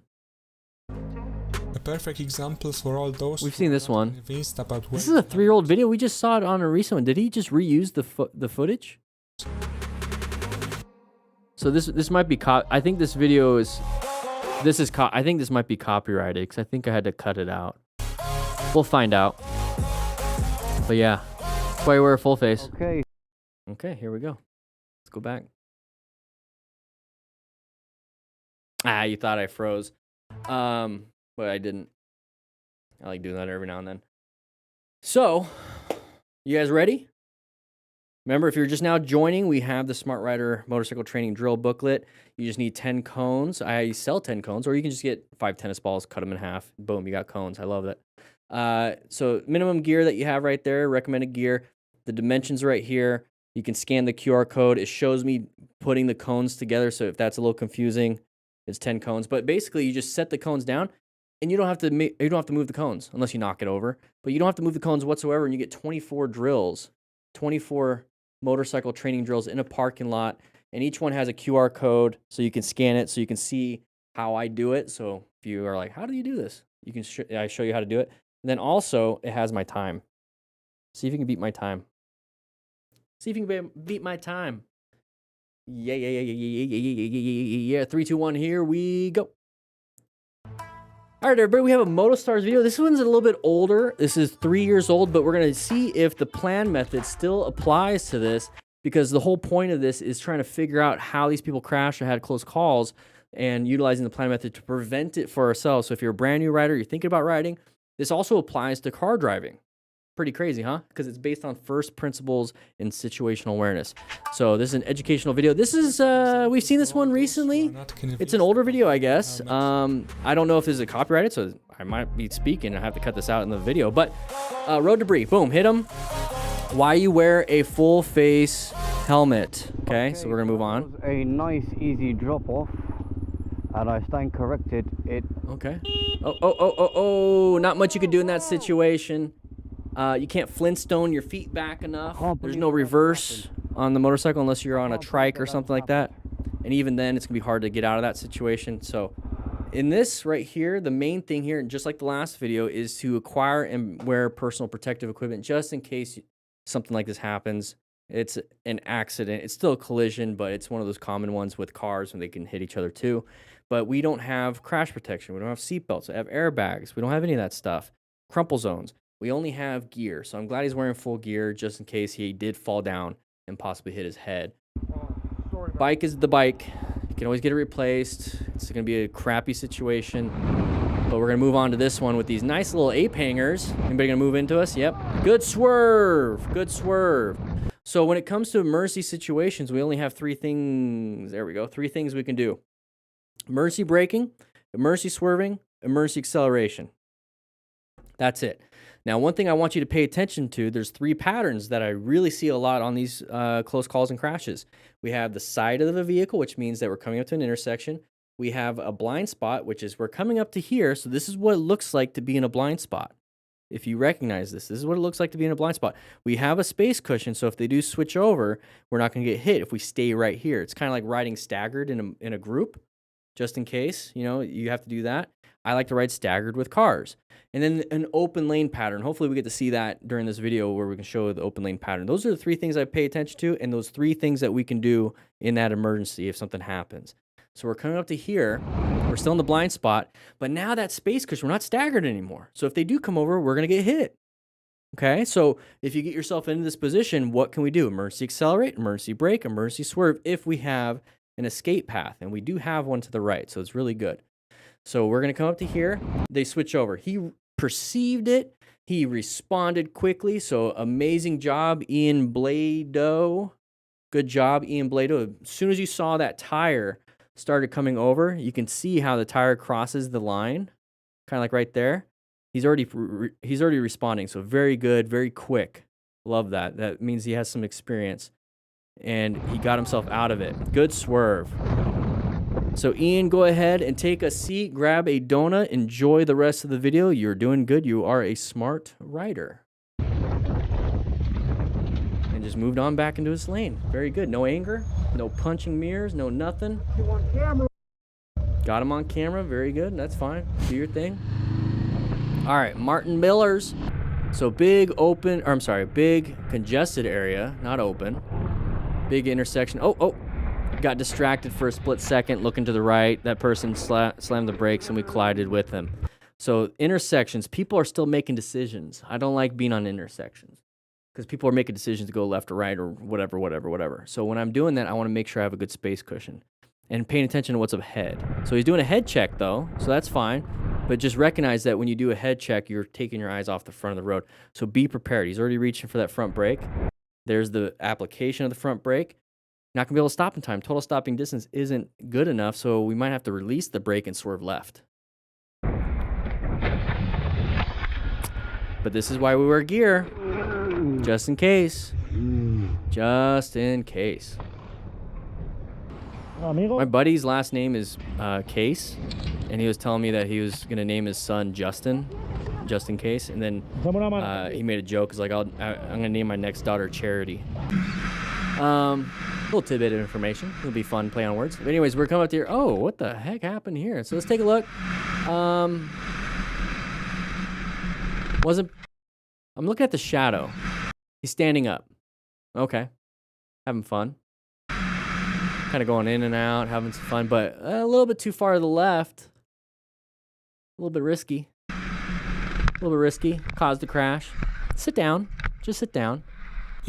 Oh, I do want to make a point, though, with the road surface. We never really get to see it, because when people crash, I always say, hey, it's like sandpaper. Look at that. Look at that. Imagine sliding across this. That's sandpaper. Wear gear. Okay? Smart riders acquire and use personal protective equipment in case something happens. We're sliding across the ground. We're not ripping flesh off our body. We're tearing our gear up. I'd rather tear the gear up than rip flesh. It's almost imperceptible, but the front tire on this bike blew, and at such a speed it put the rider in a very difficult situation. Oh, wheel pops. Oh, interesting. Random.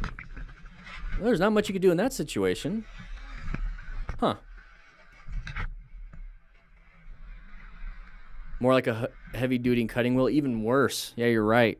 Absolutely right. Wear gear. You see how the pants are a little torn up there? Oh. Huh. That is pretty random. Is this the same person? All right. Oh, beautiful. Beautiful. Not that. I was pointing out, hey, we have patterns to look for. Side of the vehicle, blind spots, open lane pattern. This is an open lane pattern. Okay, we are currently in the pattern, and we're going to move to the open lane. So what typically happens, we're going to see it, is that we don't want to be stuck behind this vehicle. We see a nice open lane, right? We do this all the time. We're going to switch over. Now we're hopefully checking, doing a head check, doing a mirror check, and we switch over, right? Indicator, switch over, right? Okay, so we did it. And right there, I want you to look. Okay, well, let's get up to here. There, perfect. I don't know what's going to happen. I'm going to assume, let's go ahead and put it on let's bet. Let's bet. If I get it right, you have to hit the subscribe button. If I get it wrong, you have to hit the like button. Okay, I don't make the rules, even though I did. I have a feeling this person's want to come out. And we're going to get close, and it's going to be like, close call, right? I feel like that's what's going to happen. Now, why? Because this person in the truck does not want to be behind this person because he sees a big open lane and wants to switch over. Just like what we did. I have a feeling that truck wants to do it. So if we get a close call because the truck switches over, you have to hit subscribe. If he doesn't do that and it's something completely different, you have to hit the like button. Okay? All right. Let's take a look.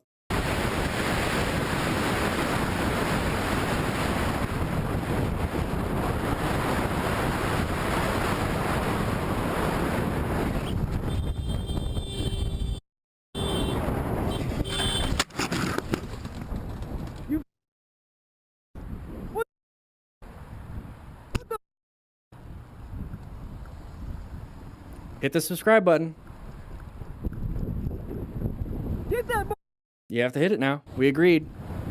Virtual handshake, verbal communication. We did it. You have to hit the subscribe button now.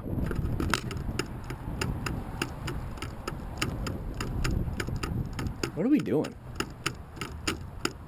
Are you moving? What's that? Well, he pulled off in a safe environment. Yeah, you had to run a little bit. Didn't see ya. Didn't see ya. Now, why did this guy not see us? Well, I see it in the chat right now. We do have sun at our back. Do you see how the shadow is on our back projecting forward? So if he did check the mirrors, maybe we were blind because the sun was blocking it. So let's say he checked his mirrors. Let's say he did a head check, couldn't see us because of the sun. Okay, there's that. And then also inattentional blindness. this is a phenomenon, it's a weird word to say, that car drivers, even you in normal situations, but we're going to specifically talk about car drivers only see other cars. Yeah, because most of the roadway users are cars. 95% of the roadway users are cars, semis, trucks, all that stuff. Maybe 4 to 5%. There's like some mix in there. Maybe 4 and 5% is motorcycle riders. So car drivers' brains, literally the brains, let's bring that back up. Literally the brains will shut off the vision of what a motorcycle looks like because they're only looking for cars. It's just what it is. So yeah, he says, I did not see you, and it's going to be hard for you to be like, well, you should have seen me. I don't know how you couldn't have seen me. I wear high-vis gear. I have this. I have that. The brain literally shuts it off. And so with that knowledge, right, with the inattentional blindness, with the sun at our back, all these knowledges and all these things that we are learning, well, we have no control over that. We have zero control over that. What do we have control over? Recognizing that we're in a blind spot. Recognizing that open lane pattern to where if we're in a blind spot and there's a possible open lane pattern, let's get ourselves out of it. So if I'm in this situation, I'm either emergency accelerating so that I can get back into a staggered position right here, because we also watch out for this guy. That's a side of the vehicle pattern. So I'm going to ride staggered. So if he does switch over, he's not going to hit me. If this person switch over, he's not going to hit me because I'm safe here. If I need to switch over, I'm not going to hit anybody. You're riding staggered with car drivers, just like you would in a group ride. Or if I catch myself in this situation, I'm rolling off the throttle and getting kind of staggered behind the car or behind the truck and just kind of chilling. You're constantly making these adjustments with the flow of traffic. And it's not a big deal. You're going to get to your destination. If you roll off your throttle and you stay kind of behind it and you're going the speed limit, you're still going to get to your destination on time, maybe like a second later. But I'd rather a second later than having to run and crash.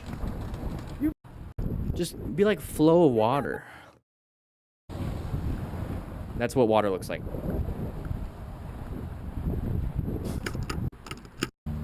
I'm losing brain cells. We're 2 hours and 46 minutes into this live stream. So if you guys want to pay attention, you hit the subscribe button. So now hit the notification bell button, because when I do the live streams and talk to the chat and doing all this stuff, you can see it. We do it once a week. I was right there. And this is the third video of the live stream. And I am slowly dying inside.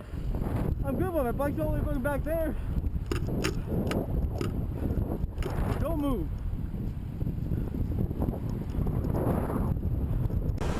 All right, here we go. Listen to some music on Spotify. So nighttime hazards, lower visibility. Okay, we see brake lights, indicator. Okay, he's gonna come over. He's gonna come over. Maybe not. I don't know. I don't trust him. I'm like, oh, there it is again. I'm gonna let him in. Really? Not a big deal. Whoa, big swerve though. Really big swerve. So in this situation, yeah, please rescue me. In this situation, you see the indicator? Okay, they come in. We're going on an off-ramp. We're already supposed to be slowing down, using this space to slow down. So I'm, all right, roll off the throttle. Let them in. Try to maintain a space cushion. Not a big deal. If not, they come in, we swerve. Very good. Stay right here. Roll off the throttle. Roll off the throttle and stay in this lane position. But if we're focused on this stuff and we're still swerving to the right, look how far we go. It's a little bit much. It's a little bit much because now we're on the paint and we're getting close to the edge. We can use this lane. They gave up the lane. We can use this lane. So there's multiple situations or multiple things we can do in this situation. Just be careful because pay attention. Oh, I thought that was something. But pay attention because you don't know what's ahead of you. It's already nighttime. It's hard to see. There could be road surface debris. There could be, like gravel. There could be like a piece of a tire. There could be something. So I'm paying attention to where I'm traveling versus what I just avoided. Zoom, zoom, zoom. Construction. Careful with construction. There's gonna be debris. Slow down, dude. What are we doing? This much gravel on the bend. Oh my gosh. Slow down, dude. What's up with the super wide shift and turn like that? You're gonna, yeah, low side. Ooh. Ooh. Ooh. Ooh. Ooh. That curb. No. Let's go. So this part, kind of, I get it, you're having fun. Yeah, we're having fun. Super far so we can make this right-handed turn. Okay, cool. Let's just slow it down. It's just a right-handed turn in traffic. But what I was doing the ooh for, okay, we low side, not a big deal. Yeah, abrasions, impact to the right side, you know, per mechanism injury. There's a little bit of abrasions. Boom, hit the shoulder, maybe hit her head, hit her right hip. Okay, all right, not a big deal. So if you do this on a track, right, you have that big runoff. You just slide across gravel, slide across grass, slide across dirt. Not a big deal. But right here, that curb. Is that I was gonna say that's a screwdriver. No, that's part of the crash slider that came out. That curb.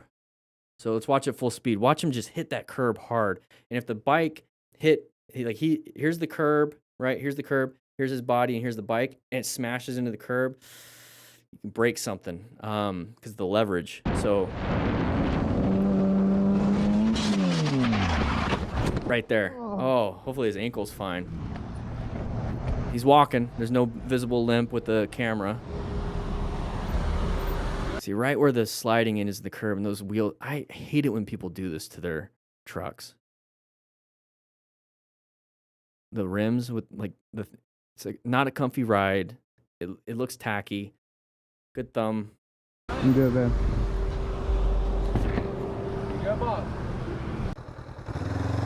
Here we go. So we're going through an intersection. Very good. This is a good opportunity, especially when there's no traffic. Like you see there's nothing. Like nobody's still turning left. This is a good time to practice your emergency acceleration. Because that is an emergency move. You know, emergency braking at stoplights, emergency swerving around manhole covers and potholes just for funsies. But this is a good opportunity to emergency accelerate. Shift, emergency accelerate, all that stuff. This is a really good opportunity. Another thing to point out here is that you'll see the open lane pattern. You see you have open lanes to the right, long stack of cars. You see a red car start to pull out. So it's a good opportunity to visually see that too. Look. So emergency acceleration, very good. See the car pull out. That's what would happen if you're side by side with those vehicles. So watch out. Is anybody else going to do it? Okay. If I get this right again, if somebody's going to pull out, you have to hit subscribe. If you're watching this later, I guess. Anybody going to pull out? This is open lane.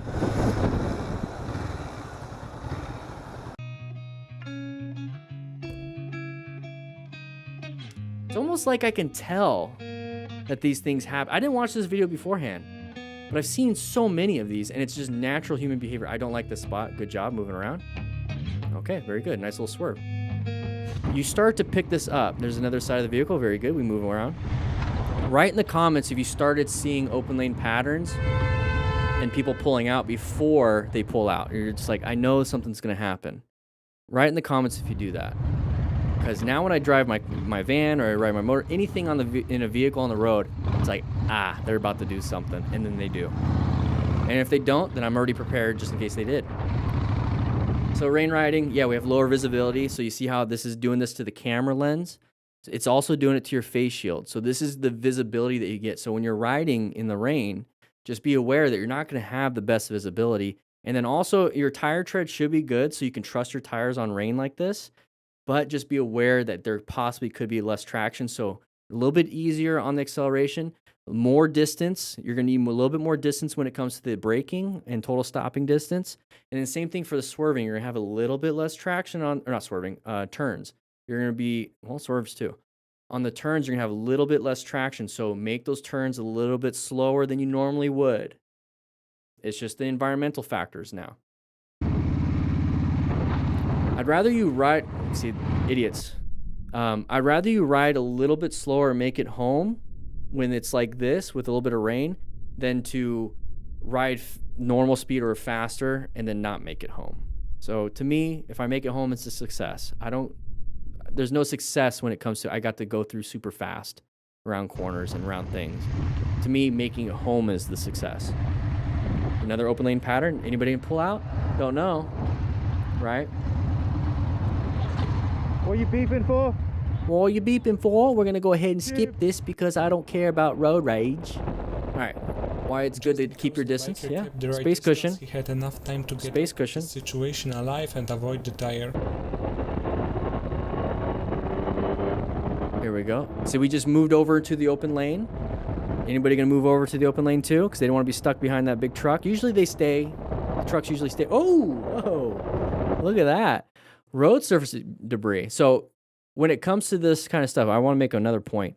Is that, yeah, you see the open lane, but don't stare at the pattern. Don't stare at the pattern. Just glance at it. Just glance at it. Because I want to point something out. You have focal vision and you have your peripheral vision. People think peripheral vision is like the moment you get to see your hands from the side. That's just your range of vision. Okay? So your focal vision, if you're looking, look at my rock form mount for link in the description for 20% off.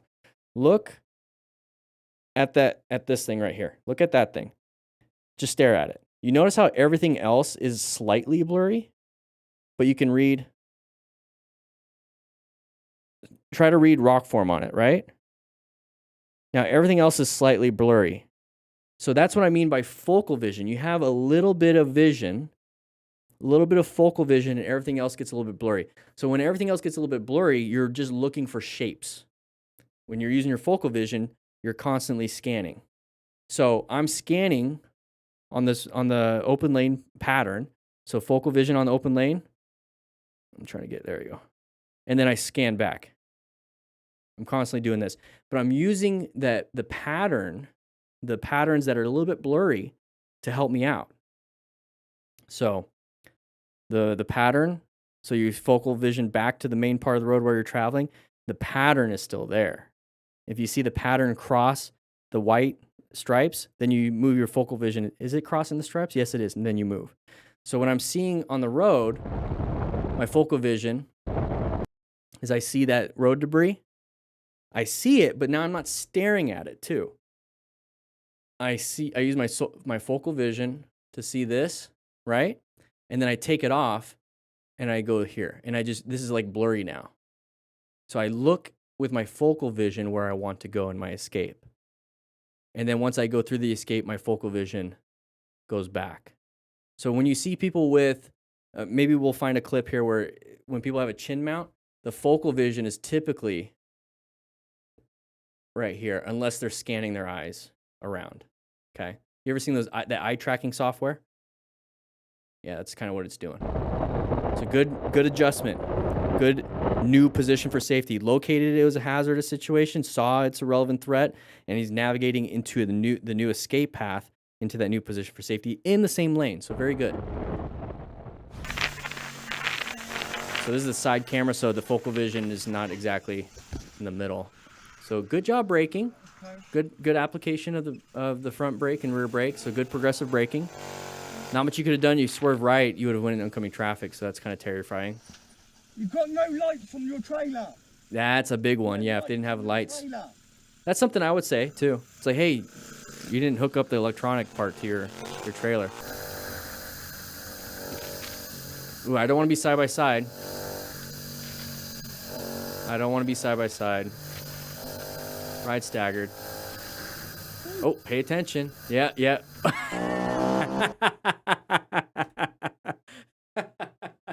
That's a kid for you right there. Having some fun. Got a little bit of a throttle, kind of jerked back a little bit, grab the handrail right there to hold on. Hey, back protector, that's good. And then, oh, Dad, what the heck, man?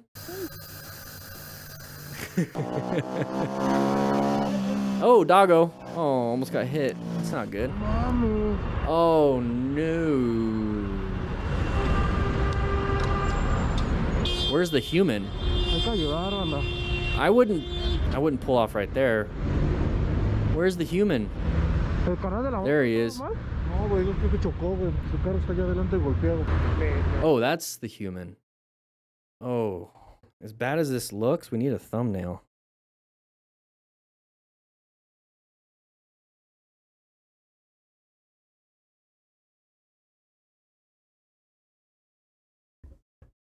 All right.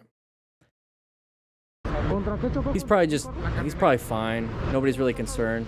Oh, so she's doing this. There's pain. So just moving the wrist with the skin is attacking the nerve endings and the open areas of the road rash. So that's why when people are like, yeah, they're hurt, they're just kind of like, ow, yeah. She's in pain. Not much you could do for that. My only concern on something like this is any major bleeds. So road rash and all that stuff, I can't solve that problem for you. Maybe I got some stuff in my kit that I can put. I could put basically bandages, some 4x4s, and wrap it, so it can protect it from the elements. But for the most part, there's nothing you can do about that. You're gonna be in pain. I'm not gonna give him any pain meds.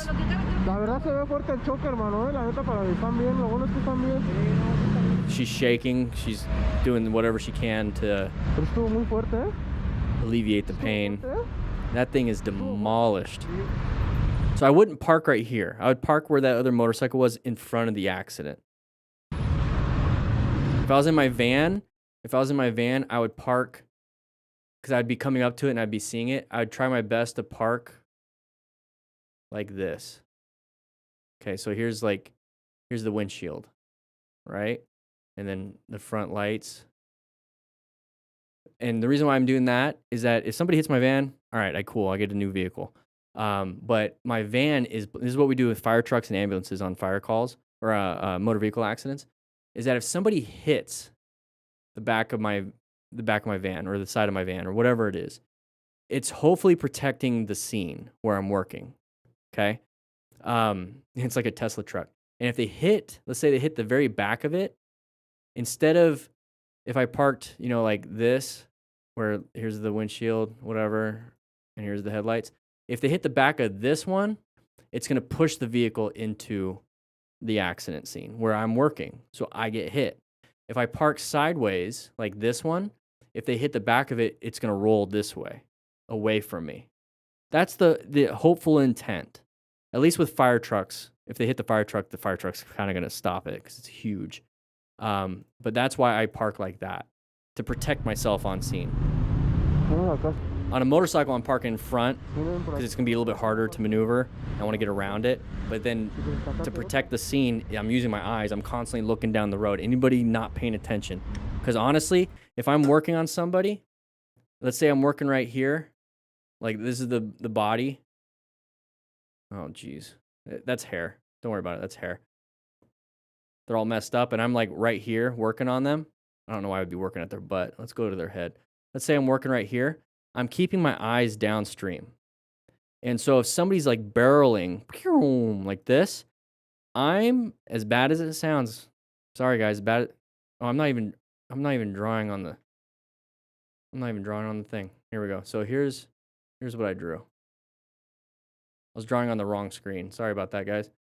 So I'm working right here, and I'm keeping an eye down here. This is the person right here. This is the bad person. This is the person that got hurt. I'm keeping my eyes down the road. And so if somebody's barreling down, and I notice they're not slowing down, it's like they're not paying attention.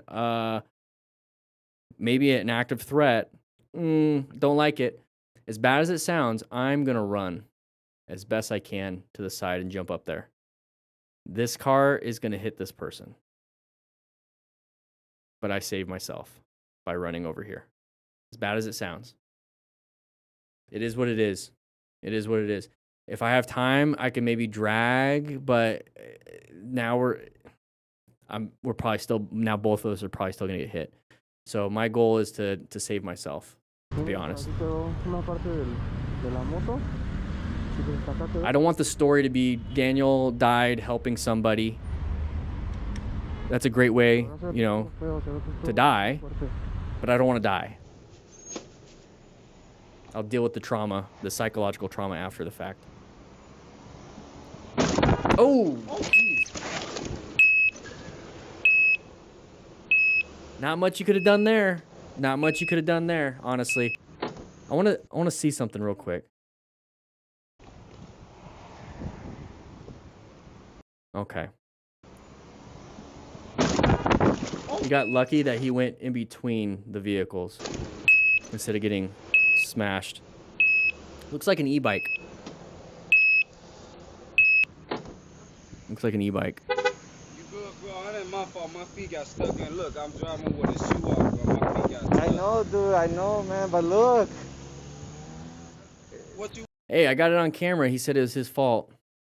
want? Some insurance or something? Yeah.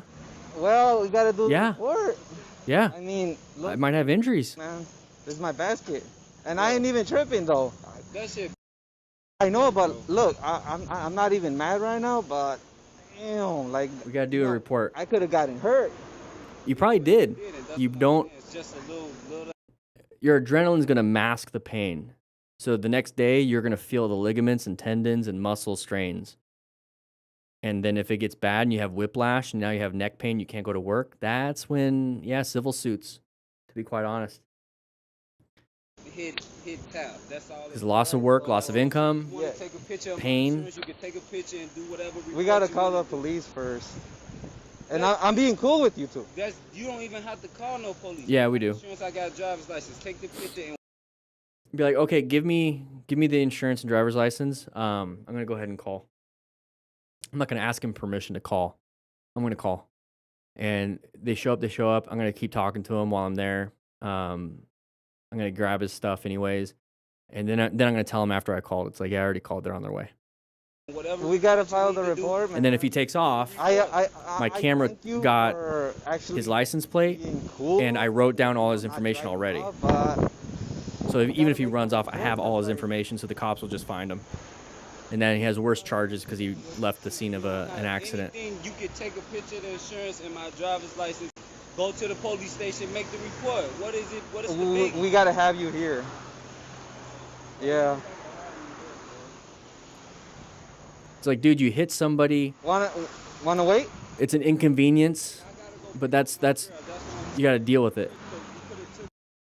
Well, call your girl and tell her you're gonna be late. That's not my problem. Here. Police right there. So you're just gonna drive away? Do you want the picture or not, bro? Okay, give me the picture. Thanks for watching. Yeah, that's what I would do. I would just like, give me your information, give me all that stuff. But I'd still be calling. It is what it is.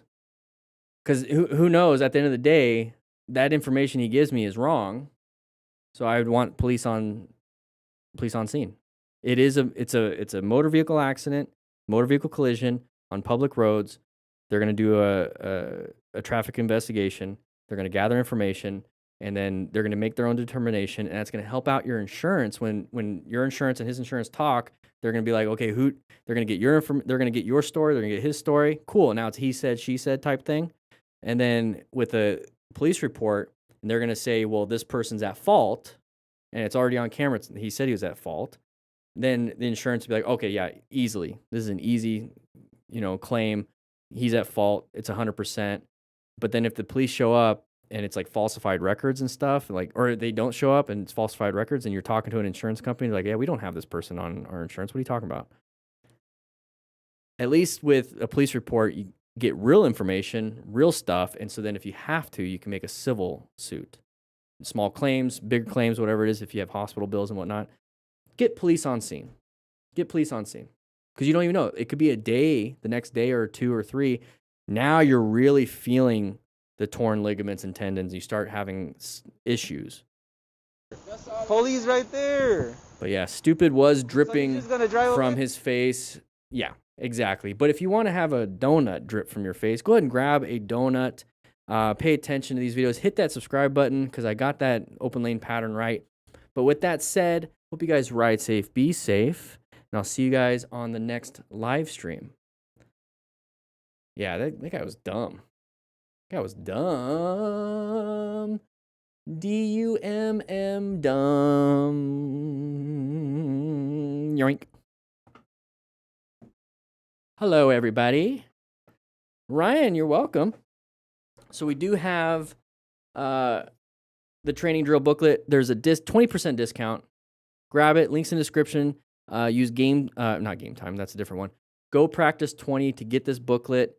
There's a cone version, digital version. If you get any of the versions, it comes with the digital version. Before you leave, I want to show you the digital version. It's pretty cool.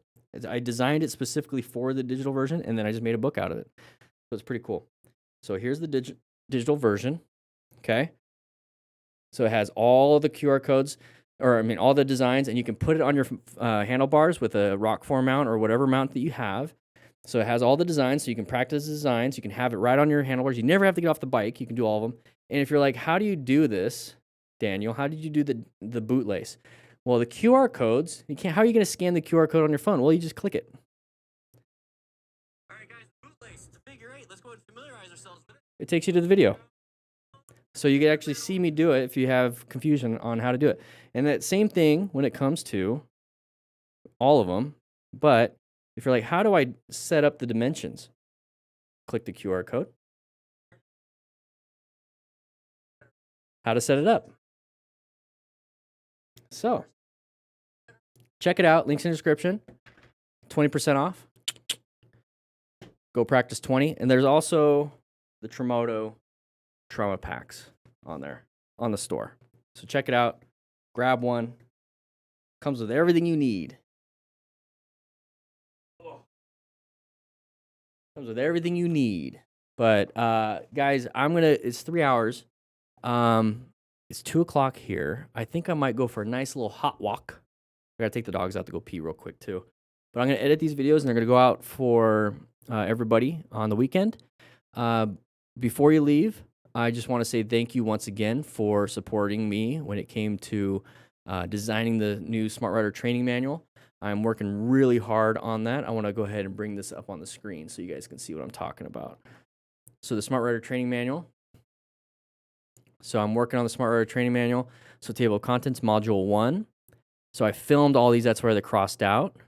Okay, so basically module 1 is how to ride a motorcycle, and module 2 is going to get you ready for your endorsement test.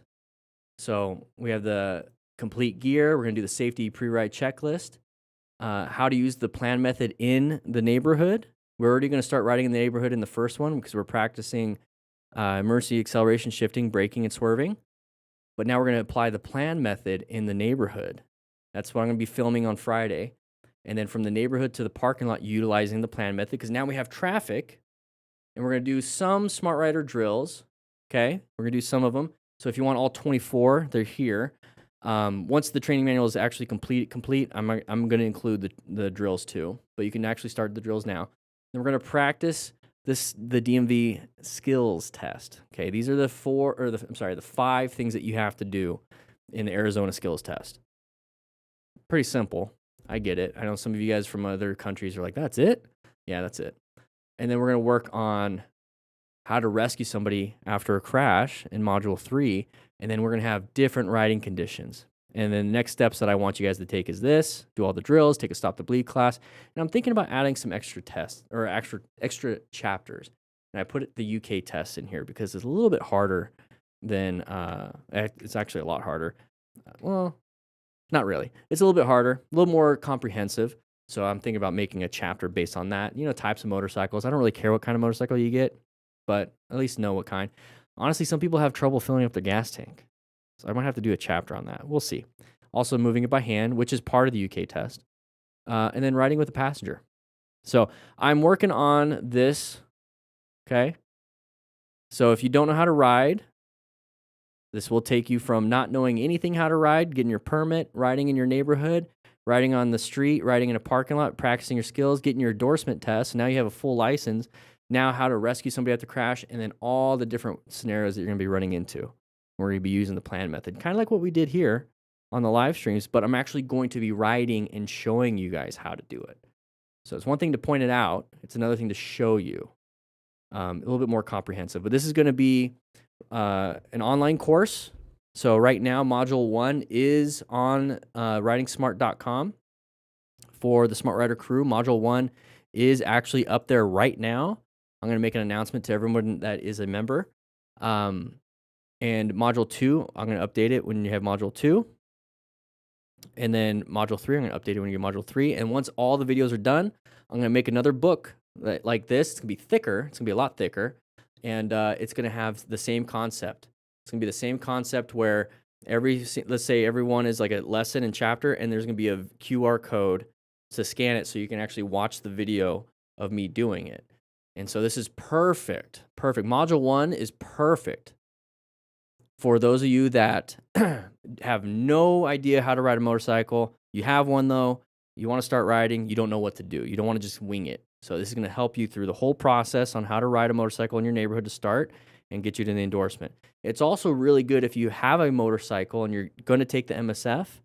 and you're like, I want to be prepared. I don't want to show up and look like a brand new rider, even though that's kind of the point. But you're like, I want to look good. I want to make sure I pass. I want to make sure the MSF is easy. I don't want the anxiety of like going to the MSF and not knowing anything. Well, Module 1 will get you absolutely prepared for riding in the MSF. It's also a good refresher. But if you already know how to ride, you already know how to, like, you've already been riding for a little bit, Module 2 is a great start because it's going to talk about all the stuff you need for gear. It's going to give you a new checklist for before you ride. It's more of like a mental checklist. And then I'm teaching you the plan method, and we're doing some really cool stuff with the drills. And then if you still know how to ride, Module 3 is going to be great too because you're going to learn how to rescue somebody and all the different scenarios you're going to run into, so little tips and tricks on how to ride in these different areas: city, highway, mountains, nighttime, and rain riding. I got to wait till it rains. That's one of those problems. So it's going to be great. It's going to be great. And it's going to be something that you can hand to your friend if they want to start riding. Here, just do this. I'm not going to try to teach you. I'll be there. I'll video it, but just watch this. We'll go over it together. So overall, it's going to be great. That's what I'm working on. But with that said, I'm going to be heading out and taking care of a few things and then get back to working on that training manual. Chapter 1 before we ride, get this guide. Yeah, exactly. Pretty much. But I'll be talking to you guys later. Bye.